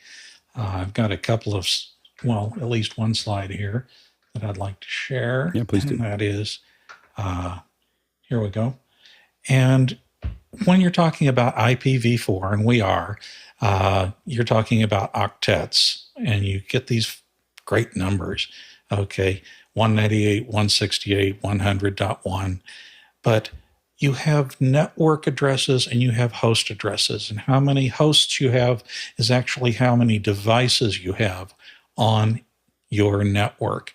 When you first set up your router, you go in there and it normally sets it up as what we refer to as a /24 network on subnetting. And that means that right here, right there is to the right of that line, you have host addresses. To the left of that line, you have network addresses. And that allows you 254 devices on your network. But if that doesn't work out for you, you're going to grow from that.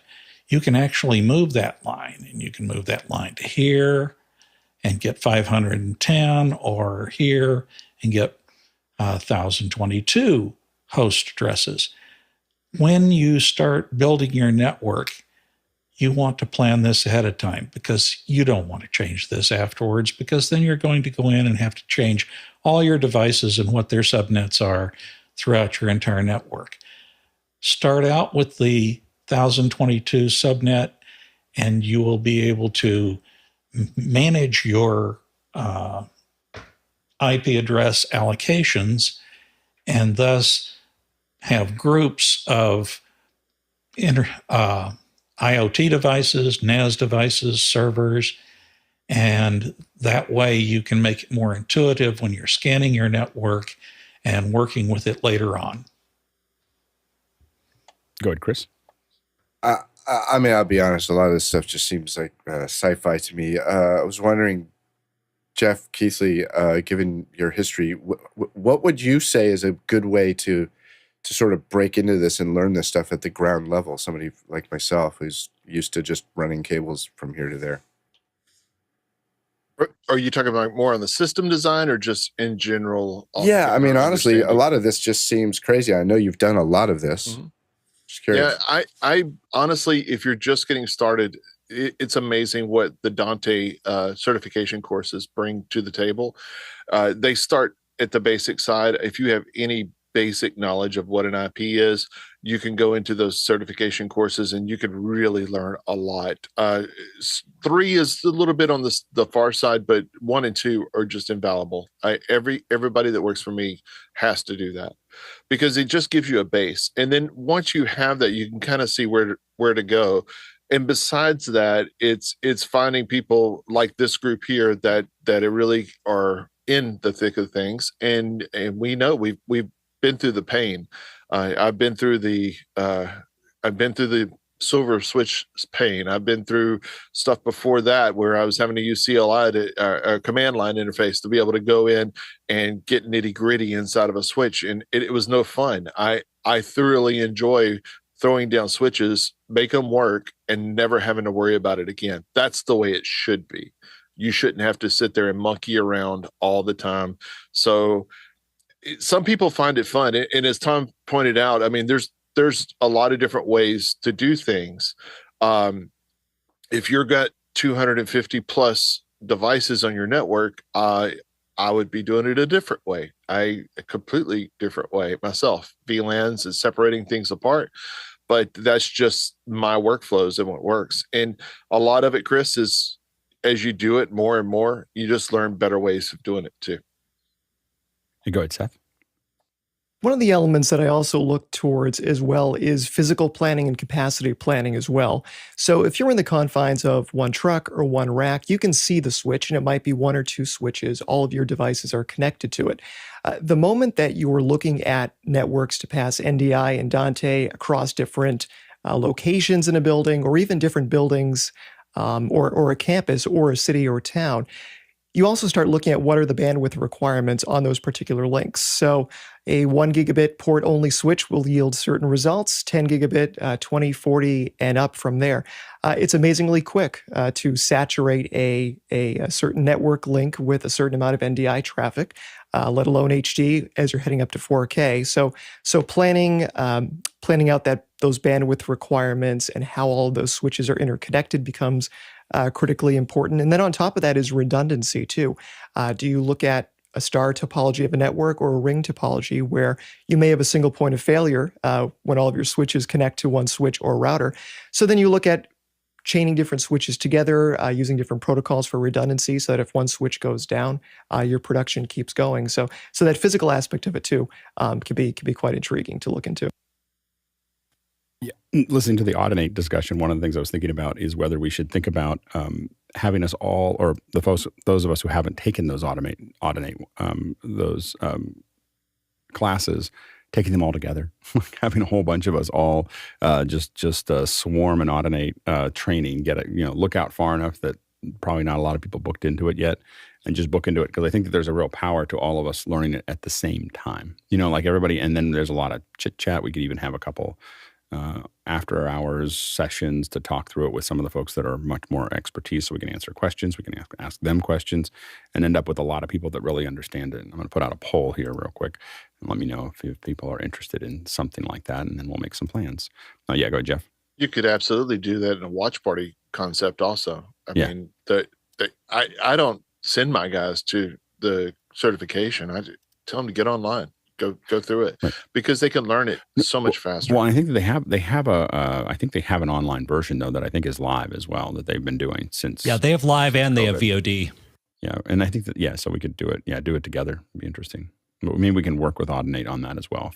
If we've got enough people that are interested, I think that if we say, hey, we've got 30 people that want to take it from you online over Zoom, we might be able to get their attention. Go ahead, Tom. Definitely, this could be a lab, and it's something where you watch a module and then you can sit down and discuss it before anyone takes the test for these modules. I just went through a certification for level 3 last month, and 1 and 2 would be great just for starters in network design and so forth. Yeah, absolutely. So we'll take a look at that. A lot of people are pretty positive about that. We had a solid 22 people say that they're interested. So I think it sounds like it's worth us taking a look at. So stay tuned for more around that. Let's go to the next question. You could call it Dante's Inferno. From Samuel Nordvik in Norway, says, have you had success doing Dante out of a USB-C iPad with an AVIO adapter? Go ahead, Jason. Not only have I had success with that, I've also had success simply with a Lightning to USB on the simple USB A to B Dante adapters.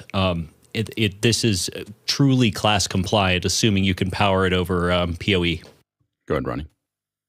Yeah, and in addition to what Jason just said, you can also use the Bluetooth version of AVIO. It's also working very, very nice. Next question. Comes in from Dan Goldstein in White Plains, New York. He says, what NICs are you finding reliable for AV over IP? Finding lots of unreliable hardware that either has slow rates or intermittent dropouts. Go ahead, Jeff. Just for clarification, NIC, as we commonly call it, network interface connection. So for us, I play a little bit on the reserve side myself, so I usually will go with Intel chipsets as a first step. Some of those Intels are not 100% available in some form factors. So, like our Dell 3930s, for instance, have the Aquacia, something that nobody can pronounce because they pretend. And then that's the 10 gig, and so it has its own set of driver sets also, which was it Marvell or Marvel purchased them, so now you have another set of drivers. And then the others that I have found really good use for, honestly, it really, I go back to Intel every time because they just work, and you don't have to play around with versioning and things like that. And I rarely have to update firmware on drivers, except for the Equation. Those I actually have played with a bit. Go ahead, John. I agree. The Intel chipsets have been most stable for me. If you're running on a Windows machine, there's also things that go into like disabling flow control and other advanced features within the NIC that you're going to want to look at. There's lots of recommendations and walkthroughs online. And you just want to make sure that you're not offloading too much, you're not pushing things away from the NIC, and just let the NIC do its thing versus having the CPU get in the way of that and then potentially cause other issues because you're trying to do too much with the CPU at the same time. Good, Ronnie.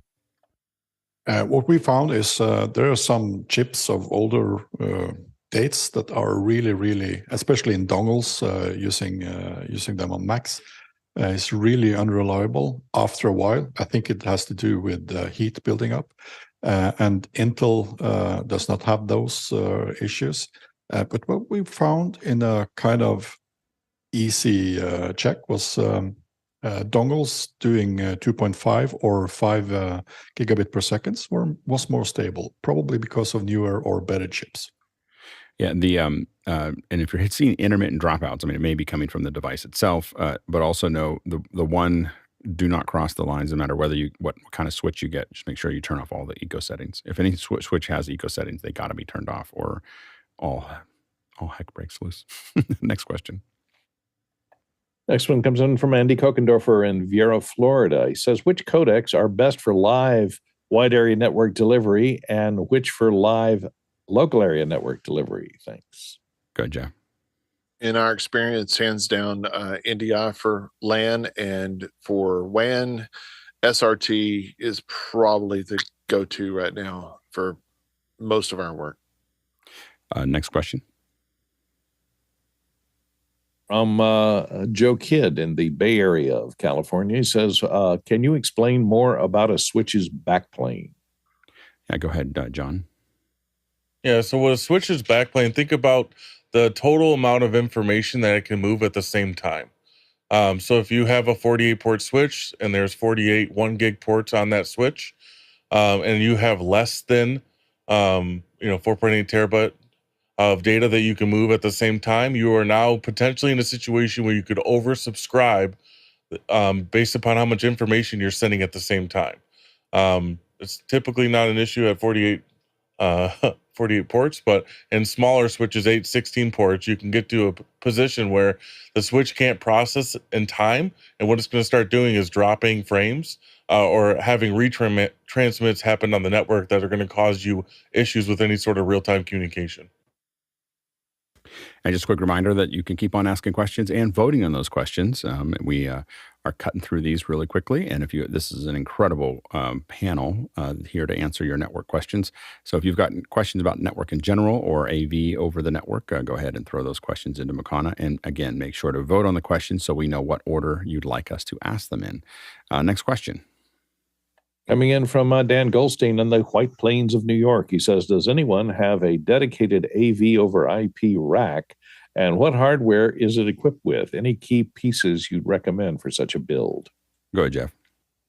Considering all our racks are dedicated, I'm sorry, it's dedicated. I guess that means in a studio or your home studio or something like that. But it's what we build our business off of. It's how we work. So all our audio and all our video is at some point audio over IP. We don't deal with a lot of baseband SDI and such in our workflows. So yes, we do. And where we start with is from the top down, and just some clarification too, because I see a question coming up that seems to be a little confused. Top down, the router. So that's where the internet comes in, and it goes into the router, and then out of the router we go into our switches. And there's multiple switches in our setup. We might have as many as 30 switches in a given site, and then the switches are doing the real processing of the data back and forth between devices. The router is just bringing internet in, and in our topology, we're actually not hitting the router very often, so it's not actually the bottleneck. There's some other topologies that do things a little bit different, and if your router goes down, your USG goes down, you can definitely bring your network to a halt. So it really kind of depends on your budget too. It will definitely depend on your budget.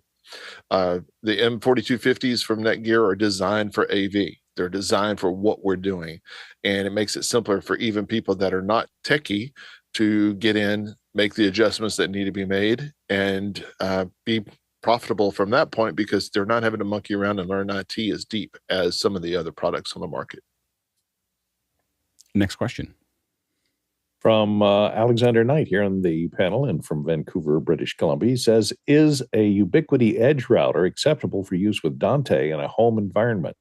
Are there any tutorials on how to properly configure them, or is it just a matter of VLANs? Go ahead, Jeff. Hey, I'll circle back to that.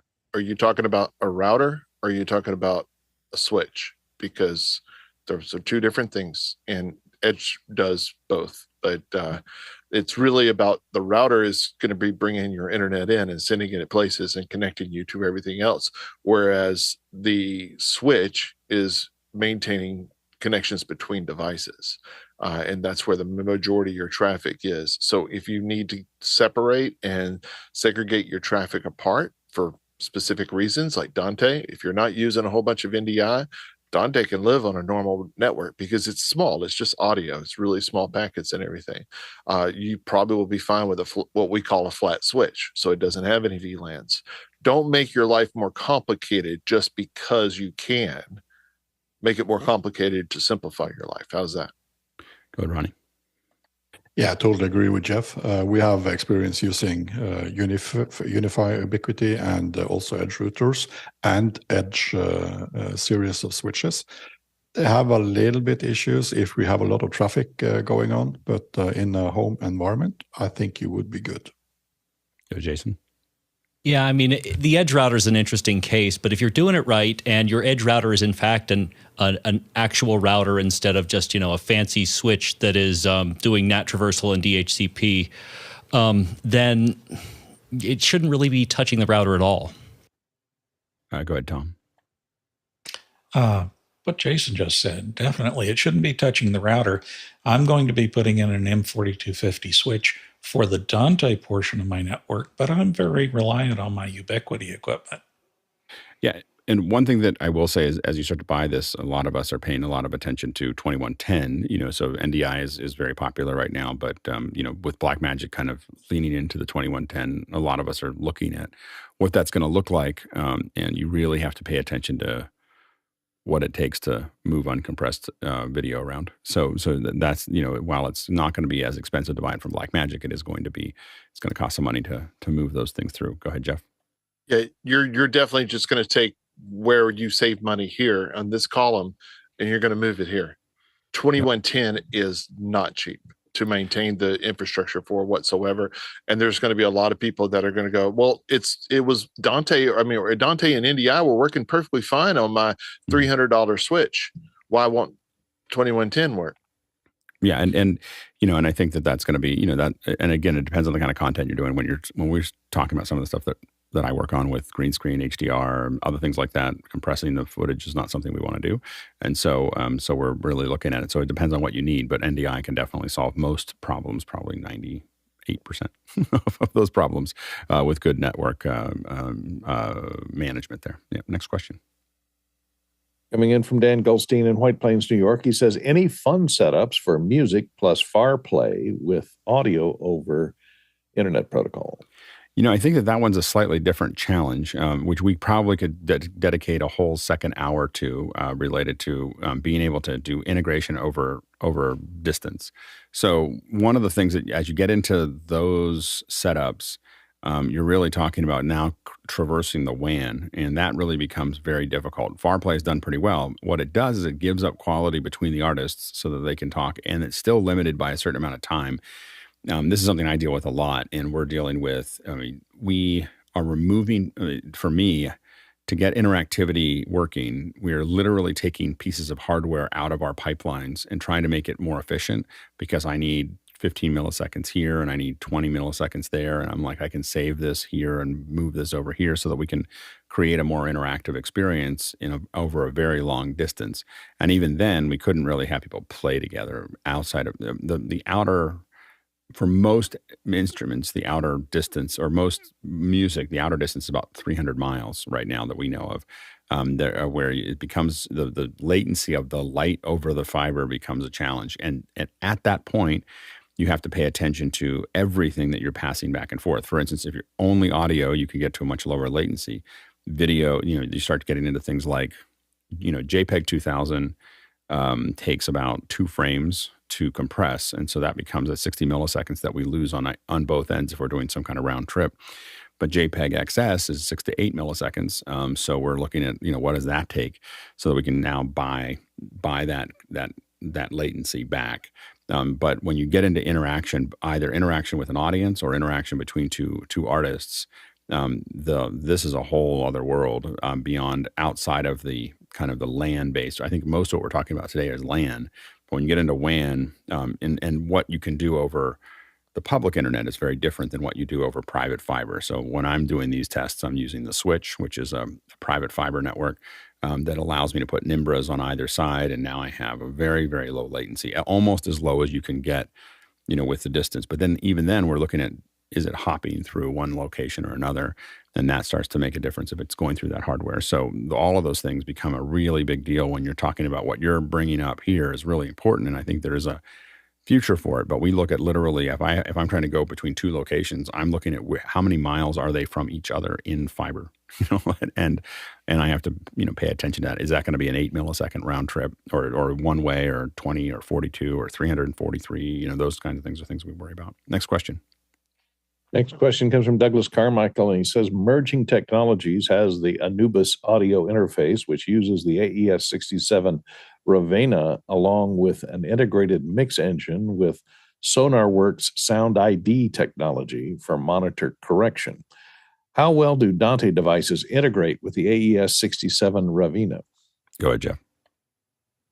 Well, AES67, it's a standard. So those that want to sell it, so say for instance, Sound Technologies, or which is, we use a lot of their gear, most of all their newer chipset, pretty much all their newer chipsets now, come to think of it, are AES67 compliant. So they will send out AES67 streams and receive them, both, depending if they're a two-way device or not. It just depends on the device and whether or not they want to support it. From what I understand, the code is there in the chip. So the chip can do it if they were using more current chips, Ultimos, and especially the Brooklyn 2s. Well, what used to be the 2s now is the new Special 3 or whatever they're going to call it.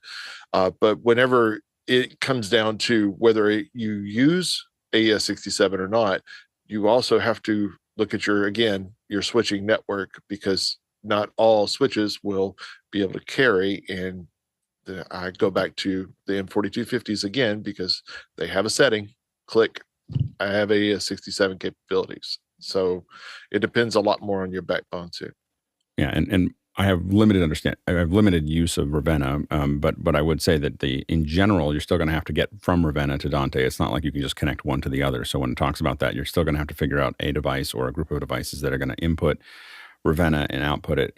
And from what I understand about Ravenna, it's really a large scale solution, not a small scale solution. So if you're dealing, and when I say small scale, I mean most of the events that we work on. Like if you're working on the Olympics or the Super Bowl, Ravenna starts to become something because it's highly programmable and highly malleable. It's something that you can design very large systems with. I have never seen Ravenna used in a smaller system where it was successful. Like it was just like, yeah, you just kind of when it goes into a smaller system, I find that if you don't have someone dedicated that really understands it and really understands the network and really understands Ravenna itself, you have to have someone who is like true experts in that area. Dante is a much more plug and play solution. You still need to have some expertise and you understand it, and people like what we have on the panel, but you don't have to have this be as a specialty. When you go into a large one, you end up hiring people like that. When you go into a smaller one, Dante, what we see 99% of the time is just Dante. Next question.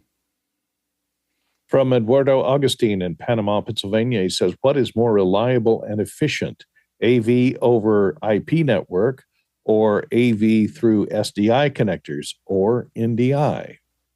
Go ahead, John.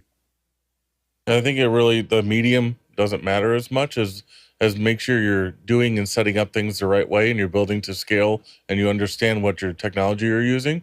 SDI may be easier I can grab this type of cable with this rating and I can buy all these devices and it's going to work, where anything over network is just going to require some additional configuration, but I don't think one is better than the other necessarily.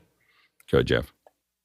Just to make sure, at the very end of that question kind of confused me. So SDI connectors or NDI. NDI is AV over IP. So it's either NDI AV over IP or SDI, which is over wire. I guess you'd say point-to-point wire or through routers or whatever. For us, it's all about the ability to be flexible. So I have a lot of NDI floating around on my network here at the office and our NMCR. I have no use for SDI because I can do so much more with NDI with the proper switch and involvement. We can actually do a lot of creative things a lot more efficiently. And don't even get me started about the cloud. I can't use SDI in the cloud at all, but I can use hundreds of sources of NDI. So it just depends on your application. For us, it's just as reliable. Yeah, I think that a lot of times, if you don't have the networking infrastructure that's there, oftentimes a lot of broadcasters want to use SDI for an SDI or MADI. So MADI is kind of what MADI can do is pass through all their video routers, especially if you're in a truck or something like that. So we see MADI a fair bit in broadcast, but obviously a lot of times what we're figuring out is where are we going to convert the MADI to Dante to make that work when it comes to audio. And then again, video has been, it's an interesting thing. NDI obviously at a certain tier has been really, really popular. Obviously, still in the trucks, a lot of the bigger trucks are moving. What we're seeing large trucks do is moving to 2110 trucks. So that's what we're and some of the larger infrastructure is on a 2110 network. So it's going to be interesting to see what happens over the next decade with all of these formats and standards. And the problem with standards is that there's so many. Next question. Comes in from Steve Yeroff in Madison, Wisconsin. He says, Shoot Pro from squares.tv will allow you to use an iPhone as an NDI source over Wi-Fi. What's your comfort level with running NDI over wireless? Go ahead, John. Any real-time communication over Wi-Fi is going to have issues. I know that we've tested this several times in after hours, and you can just see it dropping, quality changing over time. Do not rely on Wi-Fi for anything that needs to be real time. If you can add a buffer, chances are it will work okay. But anything real time over Wi-Fi, stay away. Go ahead, Jeff. I'm a strong provider of cables. I love throwing cables down. I love running cables, and I love having people run cables for me. Those that take the wireless way, you're just asking for problems. That's all the way I look at it. Yeah, I mean, anything mission critical, we only use wireless as a last resort. I had a wireless internet connection here for a long time, and the problem I had is I have turkey vultures stand on the top of my house, and when they open their wings in the sun, they were blocking my connection to my internet. So anyway, so that's how bad it can be. With Wi-Fi, the big problem is that Wi-Fi was never designed for real-time audio and video. It was designed to be convenient. It was designed to let you connect wirelessly anywhere. And because of that, the access points are very, they're very ADHD. They're like, hey, how's it going? They're just talking to everybody, every device that walks by. So if you have a Wi-Fi connection and you're in the middle of nowhere and you see no other Wi-Fi networks and no one's moving and you're by yourself at your house, it's 99% as stable as wired. And that's the only time, like nothing within miles, no other devices moving, you by yourself. Your access point is able to calm and just listen to you, you're probably okay. And that almost never happens. So what happens is that everything, when you open up in your apartment or in a building and you see 130 access points and then you have thousands of people walking around, every time they walk in and out of the range of an access point, the access point is dropping packets because it's talking to them instead of talking to you. And it's just like, and it's not a very good multitasker. And so it's constantly dropping packets. Do you notice them all the time? Not always, but you do notice them. So it doesn't matter how good your internet connection is. The Wi-Fi will be dropping packets if people are moving in and out of it. And if it's talking to other APs. And so you just can't get away from that. And that's so everything what everyone was talking about is, it's problematic. Next question. Yeah, kind of a related question from Paul Wallace in Austin, Texas. He says, how useful are iPhones in AV over network using NDI, and what accessories do you use? The one thing I will say is that in the stuff that we've done for cooking, the one place that I have used wireless is just doing AirPlay from my phone to an Apple TV. Now, I admit the phone is 4 feet from the Apple TV. It's just talking to it. And the Apple TV is plugged HDMI into my switcher, and that has been a fairly successful way to use that product. But that's the only time I've been particularly happy with it. Go ahead, Jeff. Oh, I've played around with it with my iPhone a few times, but I am anxiously waiting on the USB-C version that may or may not be coming. But I have definitely used my USB-C iPad Pro to bring in, but it's still cabled. I'm not using it for the actual Wi-Fi connection. I'm using it to bring in NDI over it. That's fine, but it's coming over the cable. I'm not depending on it as wireless. Yeah. Next question. This one from Chris Sabato in Albany, Oregon. He says, at what point do you consider setting up an NDI multicast? What are the advantages and disadvantages of NDI multicast? Go ahead, Seth. I can speak to this on a somewhat smaller scale, but the mathematical equation that I have in my head is when you have more receivers than what the source itself can handle. So, for example, if you're dealing with an HD PTZ camera, full bandwidth NDI is around 150 megabits or so. So you do really quick math on that, and if you're having six or seven or more devices receiving full bandwidth from that PTZ camera, you're going to saturate the network link on that camera and start having dropout.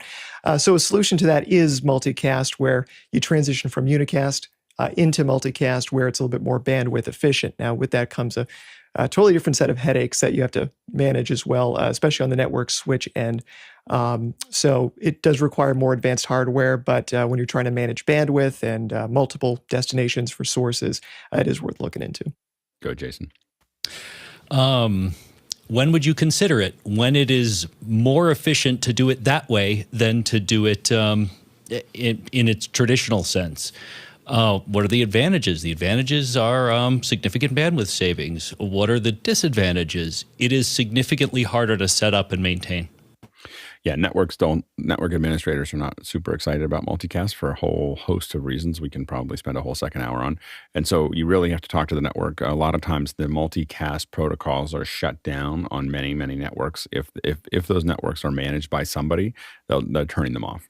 Now, when they turn them on and they tune them, they're very powerful. So multicast, now I'm not talking about NDI multicast in general, but in multicast, we see these used at very large sporting events, to supply, for instance, all the images for all the monitors.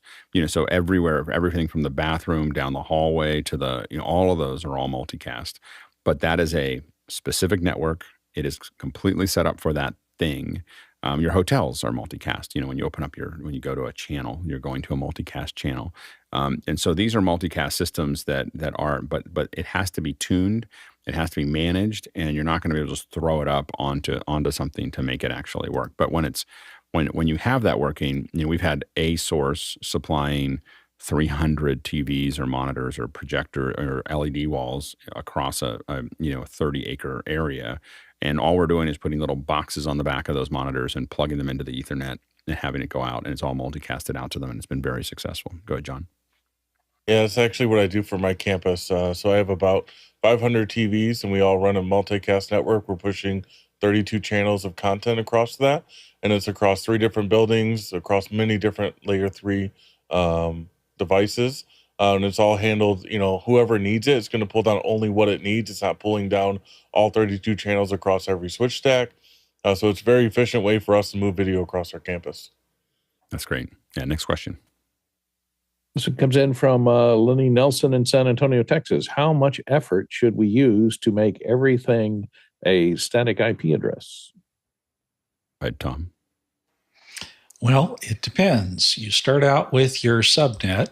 That gives you X number of addresses, say 510. Then you define your DHCP. Your DHCP is the pool of addresses that you have decided that the router is going to hand out as devices request IP addresses. The static IPs are everything else. That's what you manually assign. I like to keep some of those out of the pool because then I can have groupings for servers, routers, infrastructure, other devices. Keeps me organized. Everything else goes into that DHCP pool. Good, John. Yeah, for myself, I like to do anything that's going to be a production level equipment is going to get a static IP. I do not want a device that's going to do a DHCP refresh in the middle of my show, and when that causes some sort of hiccup that's going to have an issue. I don't want those services running on those devices, and I want to keep it as clean as I can. Go ahead, Seth. And this is where the corporate IT and the media IT sides of my brain start to fight each other, and they really don't like each other because of this particular thing. In a corporate environment, DHCP reservations are pretty common because it helps to keep and maintain order. Spreadsheets are very helpful in that regard. But in a production context, if you're dependent on a router to assign your DHCP address, or hopefully maybe you have a DHCP server in your switch, if you lose that DHCP server, your devices may well lose connectivity in the network and your show is over.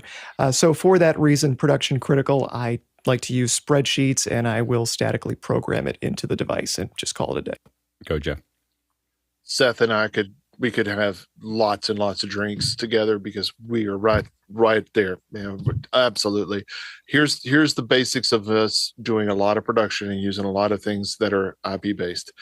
I know that if I have a specific device, because it has a sticker on it, I've labeled it with a specific static IP. This is my workflow. This is my method. It may not be for everybody. I know some people like router reservations or DHCP table reservations. Great, fine. If it works for you and you have access to it. But here's my thing is I've got freelancers. I've got people that I'm not going to give access to my router. I don't want them looking at a DHCP table.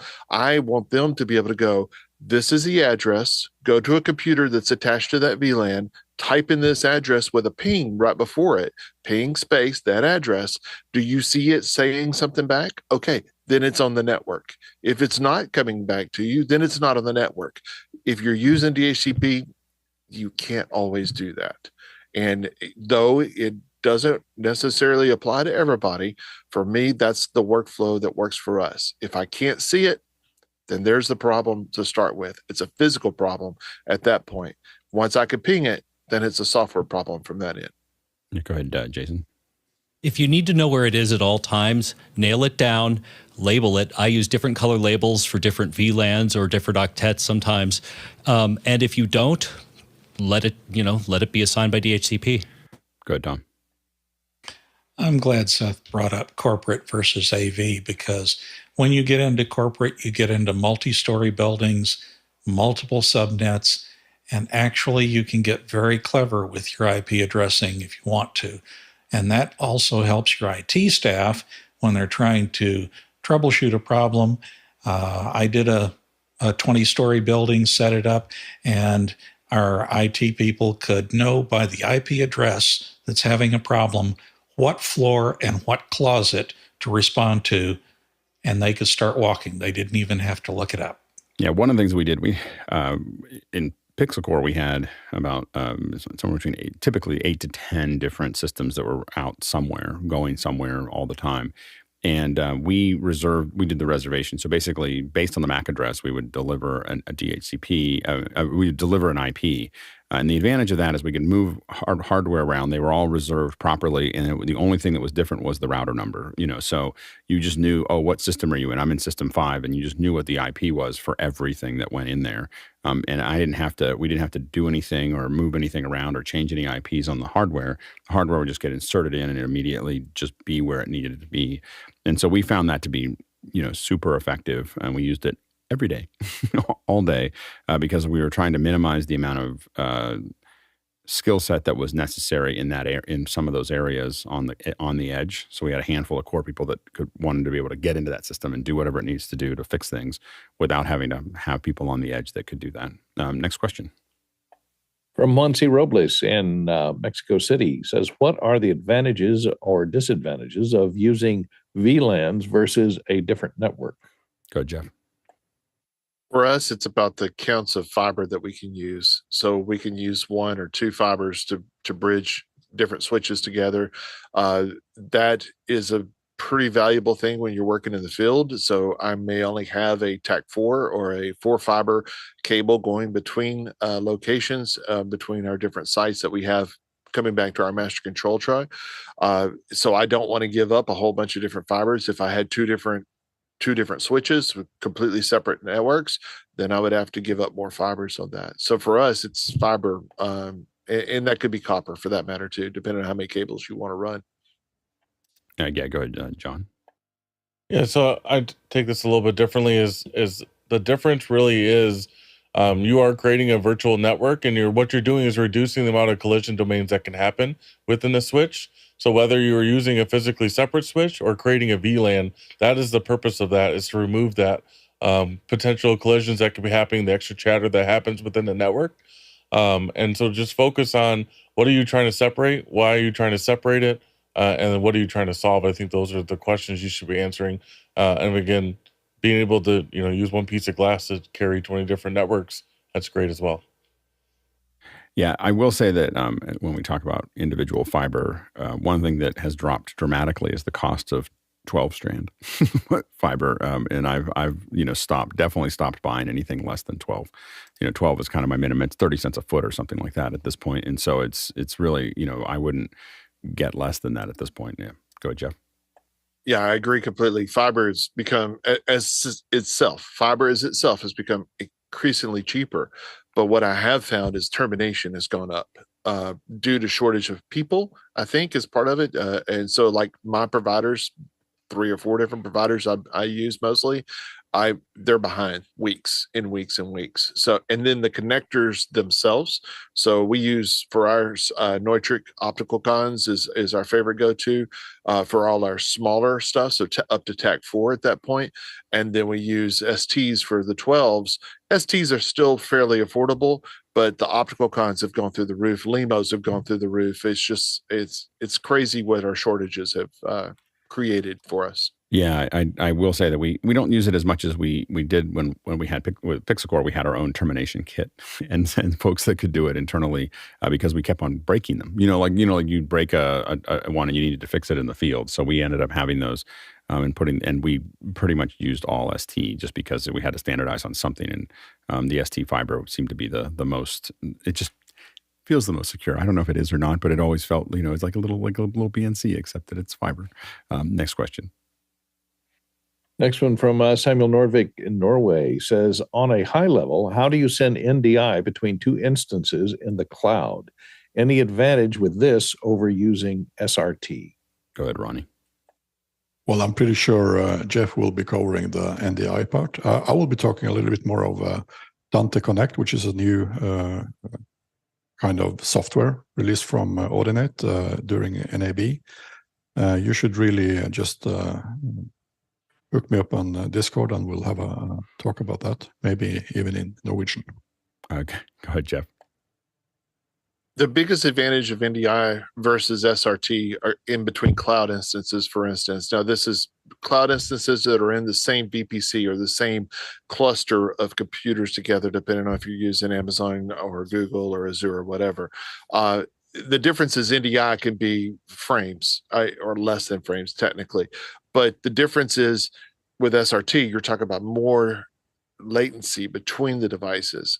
To make it easier to do, you need to open up your security group in AWS called security groups, so your firewall ports, so that they can talk between the two instances. So 5950, 5959, and up to however many streams you need of NDI, you would open those up. Once they're open, then you'll have NDI flowing back and forth between devices very easily. It shouldn't be hard at all. If you need help, reach out to me, or if Ronnie wants to be an interpreter, he could help me too. Next question. From Chris Sabato in Albany, Oregon. Sending NDI over a VPN, I get a 10-second audio drop every couple of minutes. Any best practice suggestions for sending NDI over a VPN? Go ahead, Jeff. It's simple. Don't use a VPN because you shouldn't be to do NDI. Honestly, that's the best solution. There is no magic key to fix it. It just shouldn't be done because you're going to have a lot more problems with it. There are other ways to send NDI, but VPN's not really a strong way. Next question. Next question from Douglas Carmichael. He says, if Blackmagic Design uses native 2110 with the ATEM range of switchers, do you think that will drive wider adoption of 2110 at the lower or middle end? Go ahead, Tom. Absolutely not. 2110 is not going to be at the lower or middle end. And that's because of the amount of traffic it actually puts and generates on your IT infrastructure. You're going to have to go up to much faster switches and much beefier infrastructure to adopt 2110. Yeah, I think it'll be interesting to see what they do there. I think it was interesting that some of the new switchers have a lot of Ethernet in the back of them, way more than just one connector. There's like 4 connectors on the back. I think that you're going to find that those 4 connectors are designed to take. I think we're going to find that those are designed to take some direct connections from the cameras. Yeah, go ahead, Jeff. I strongly disagree. I have an Arista switch over here with 40 gigabit ports on it. 40, not 10. But the rest of the 48 ports are all 10, but these SFP plus, or whatever they call them, right. QSFPs, those are designed to be able to handle that kind of traffic. The stuff that's sitting on the back of an ATEM, there's no way they're going to a large amount of SMPTE 2110 through it. It's just they don't have the hardware cost in it. I think that with 4 of those backends at HD, they can do 12 cameras. Like, I think that's the math, but we'll see. Not uncompressed. Uncompressed. Yeah, 3G. If they're 10G connections, they would have 3 3Gs per Ethernet. But we'll see. We'll see what we'll see what Blackmagic does there. It's going to be an interesting puzzle, but I think that's why there's more than one Ethernet in the back, is to connect cameras to it. Next question. From John Knutson in Auburn Hills. He says, what are your thoughts on the Netgear 4250 multicast configuration in the NDI5 profile? What changes would you make or suggest to the out-of-the-box configuration? Go ahead, Jeff. Use the easy AV interface and go with it like it is. It works fine for the NDI5 profile. Works great. Next question. From George Whittam in Venice. He says, why is it so difficult to get an IT department to open a single port on a Mac for Source Connect? What are the alternatives when they just won't let it happen? Go ahead, Seth. Well, step 1 is to find out what food or beverage your IT person likes and bring it to them. That might help out. In seriousness, building that long-term relationship of trust can go a long way, but from the technical aspect, trying to seek out services that have some level of a cloud-based traversal, is one thing. But something successful that I've had is to try to limit the port openings to specific public IPs. So if you can go to that IT department and say, we need these ports forwarded in, but they are only coming from these specific IP addresses and sources, sometimes that can soften the situation a little bit to get what you need to get things done. Go, Jason. Yeah, there's a people aspect to this and then a technical aspect to this. It's possible in larger scale enterprise networks, for example, that they've used Apple's configurator and they have pushed a static set of settings onto a computer that it would be really, really hard to change. Could also just be that they're being ornery. It's just, depends. Yeah, and I would say ornery is that generally them making this available to you is not going to get them a raise or not going to give them anything extra. But if failing will be a big deal, like if something gets in. So they have a lot of vested interest in protecting their network, and you have to have enough juice to get through that. So they're there. Their job, in addition to connecting all the computers, is to protect the network. And they're going to take that, they're going to throw everything else under the bus to protect their network, and they're under constant attack. I think we think that, I don't understand why they can't. Most of these, external hits are getting hit by thousands of bots all the time. And so every time they open it, they view it as a liability. Every port they open is something bad that could come through, and they are under constant attack. And so we understand it. And so what we have to figure out is how do we give them what they need without putting a lot of risk. So to get back to what was discussed earlier, I just need these ports opened only from this location, and understanding that that's a big deal for them. Once they have the configuration, usually it's really easy because now it's just a setup. They can just run it, and they'll want to open it for certain times and not all the time. There's a lot of things that they want to do there. But working with them on that has been really successful, and the beverages do help. So I will say that we spend a lot of time paying a lot of attention to our network administrators, whether it's at a facility or other things of dinners and lunches and things, because they are our life. What they're doing is our lifeblood of getting in and out of that location, and we pay a lot of attention to taking good care of them. But we want to be very, you want to. The last resort is you just need someone important enough that needs to get that connection and to get sorted. So it's that's usually when there's a CEO or a C level, then things happen. But you don't want to use that. You want to try to get that done without that process. But sometimes that's what you end up with. Go ahead, Tom. And in my last position, having been the guy who sat in that chair, let us know ahead of time. Don't come in at the last minute. We will work with you. We can work with you, but we need to make sure that we're not causing a security problem. And by ahead of time, unless we're asked to do it at the last minute, we will be talking to IT 2 weeks before, minimum 2 weeks before we need it, and oftentimes as much as a month before we need it.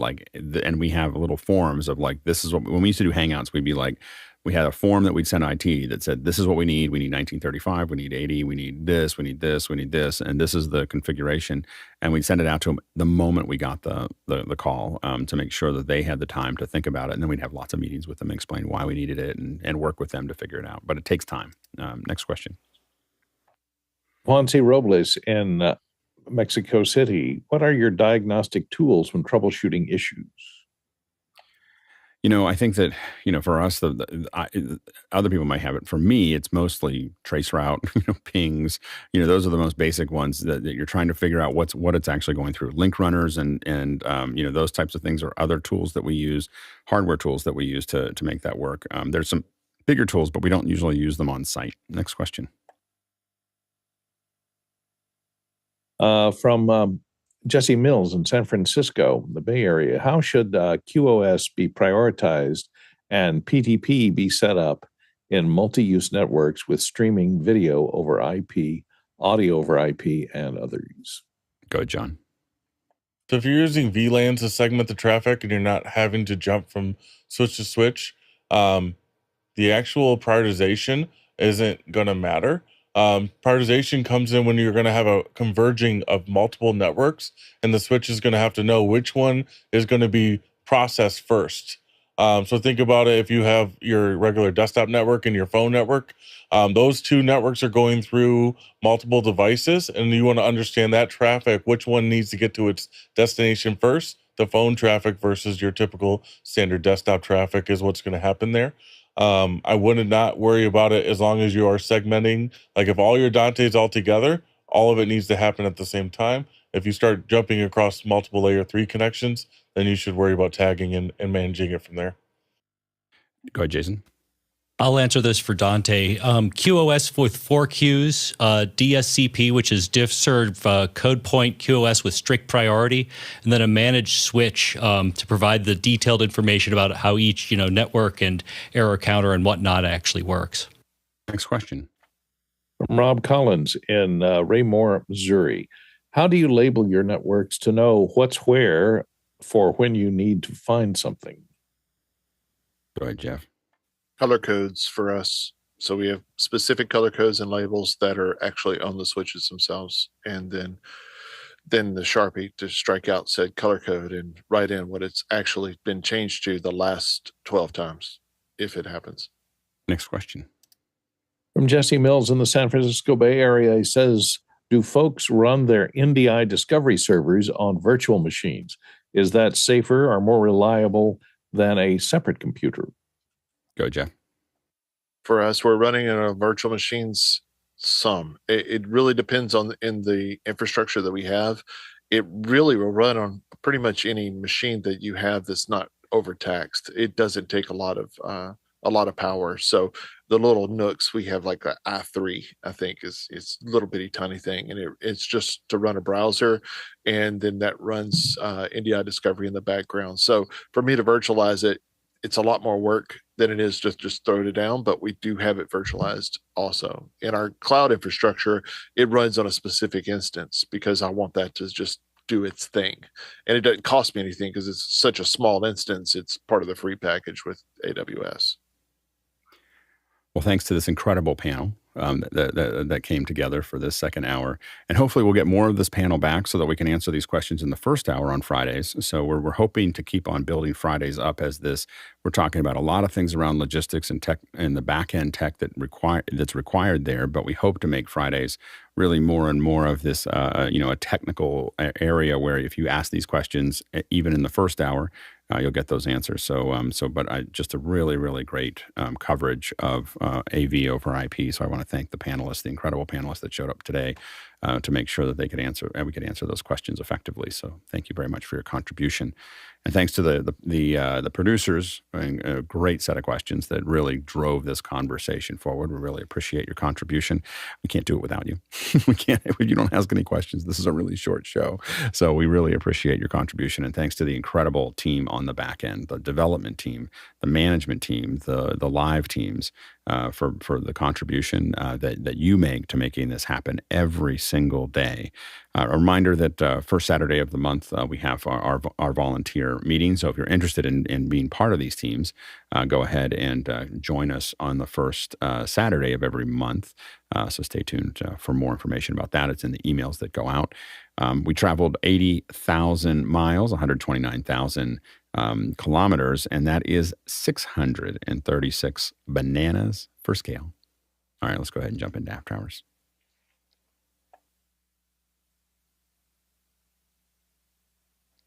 Since the VP is such a VIP, shouldn't the VP's VoIP be on a CTV? Wow. Exclamation Networkers Anonymous. Just carry Ethernet around in the car.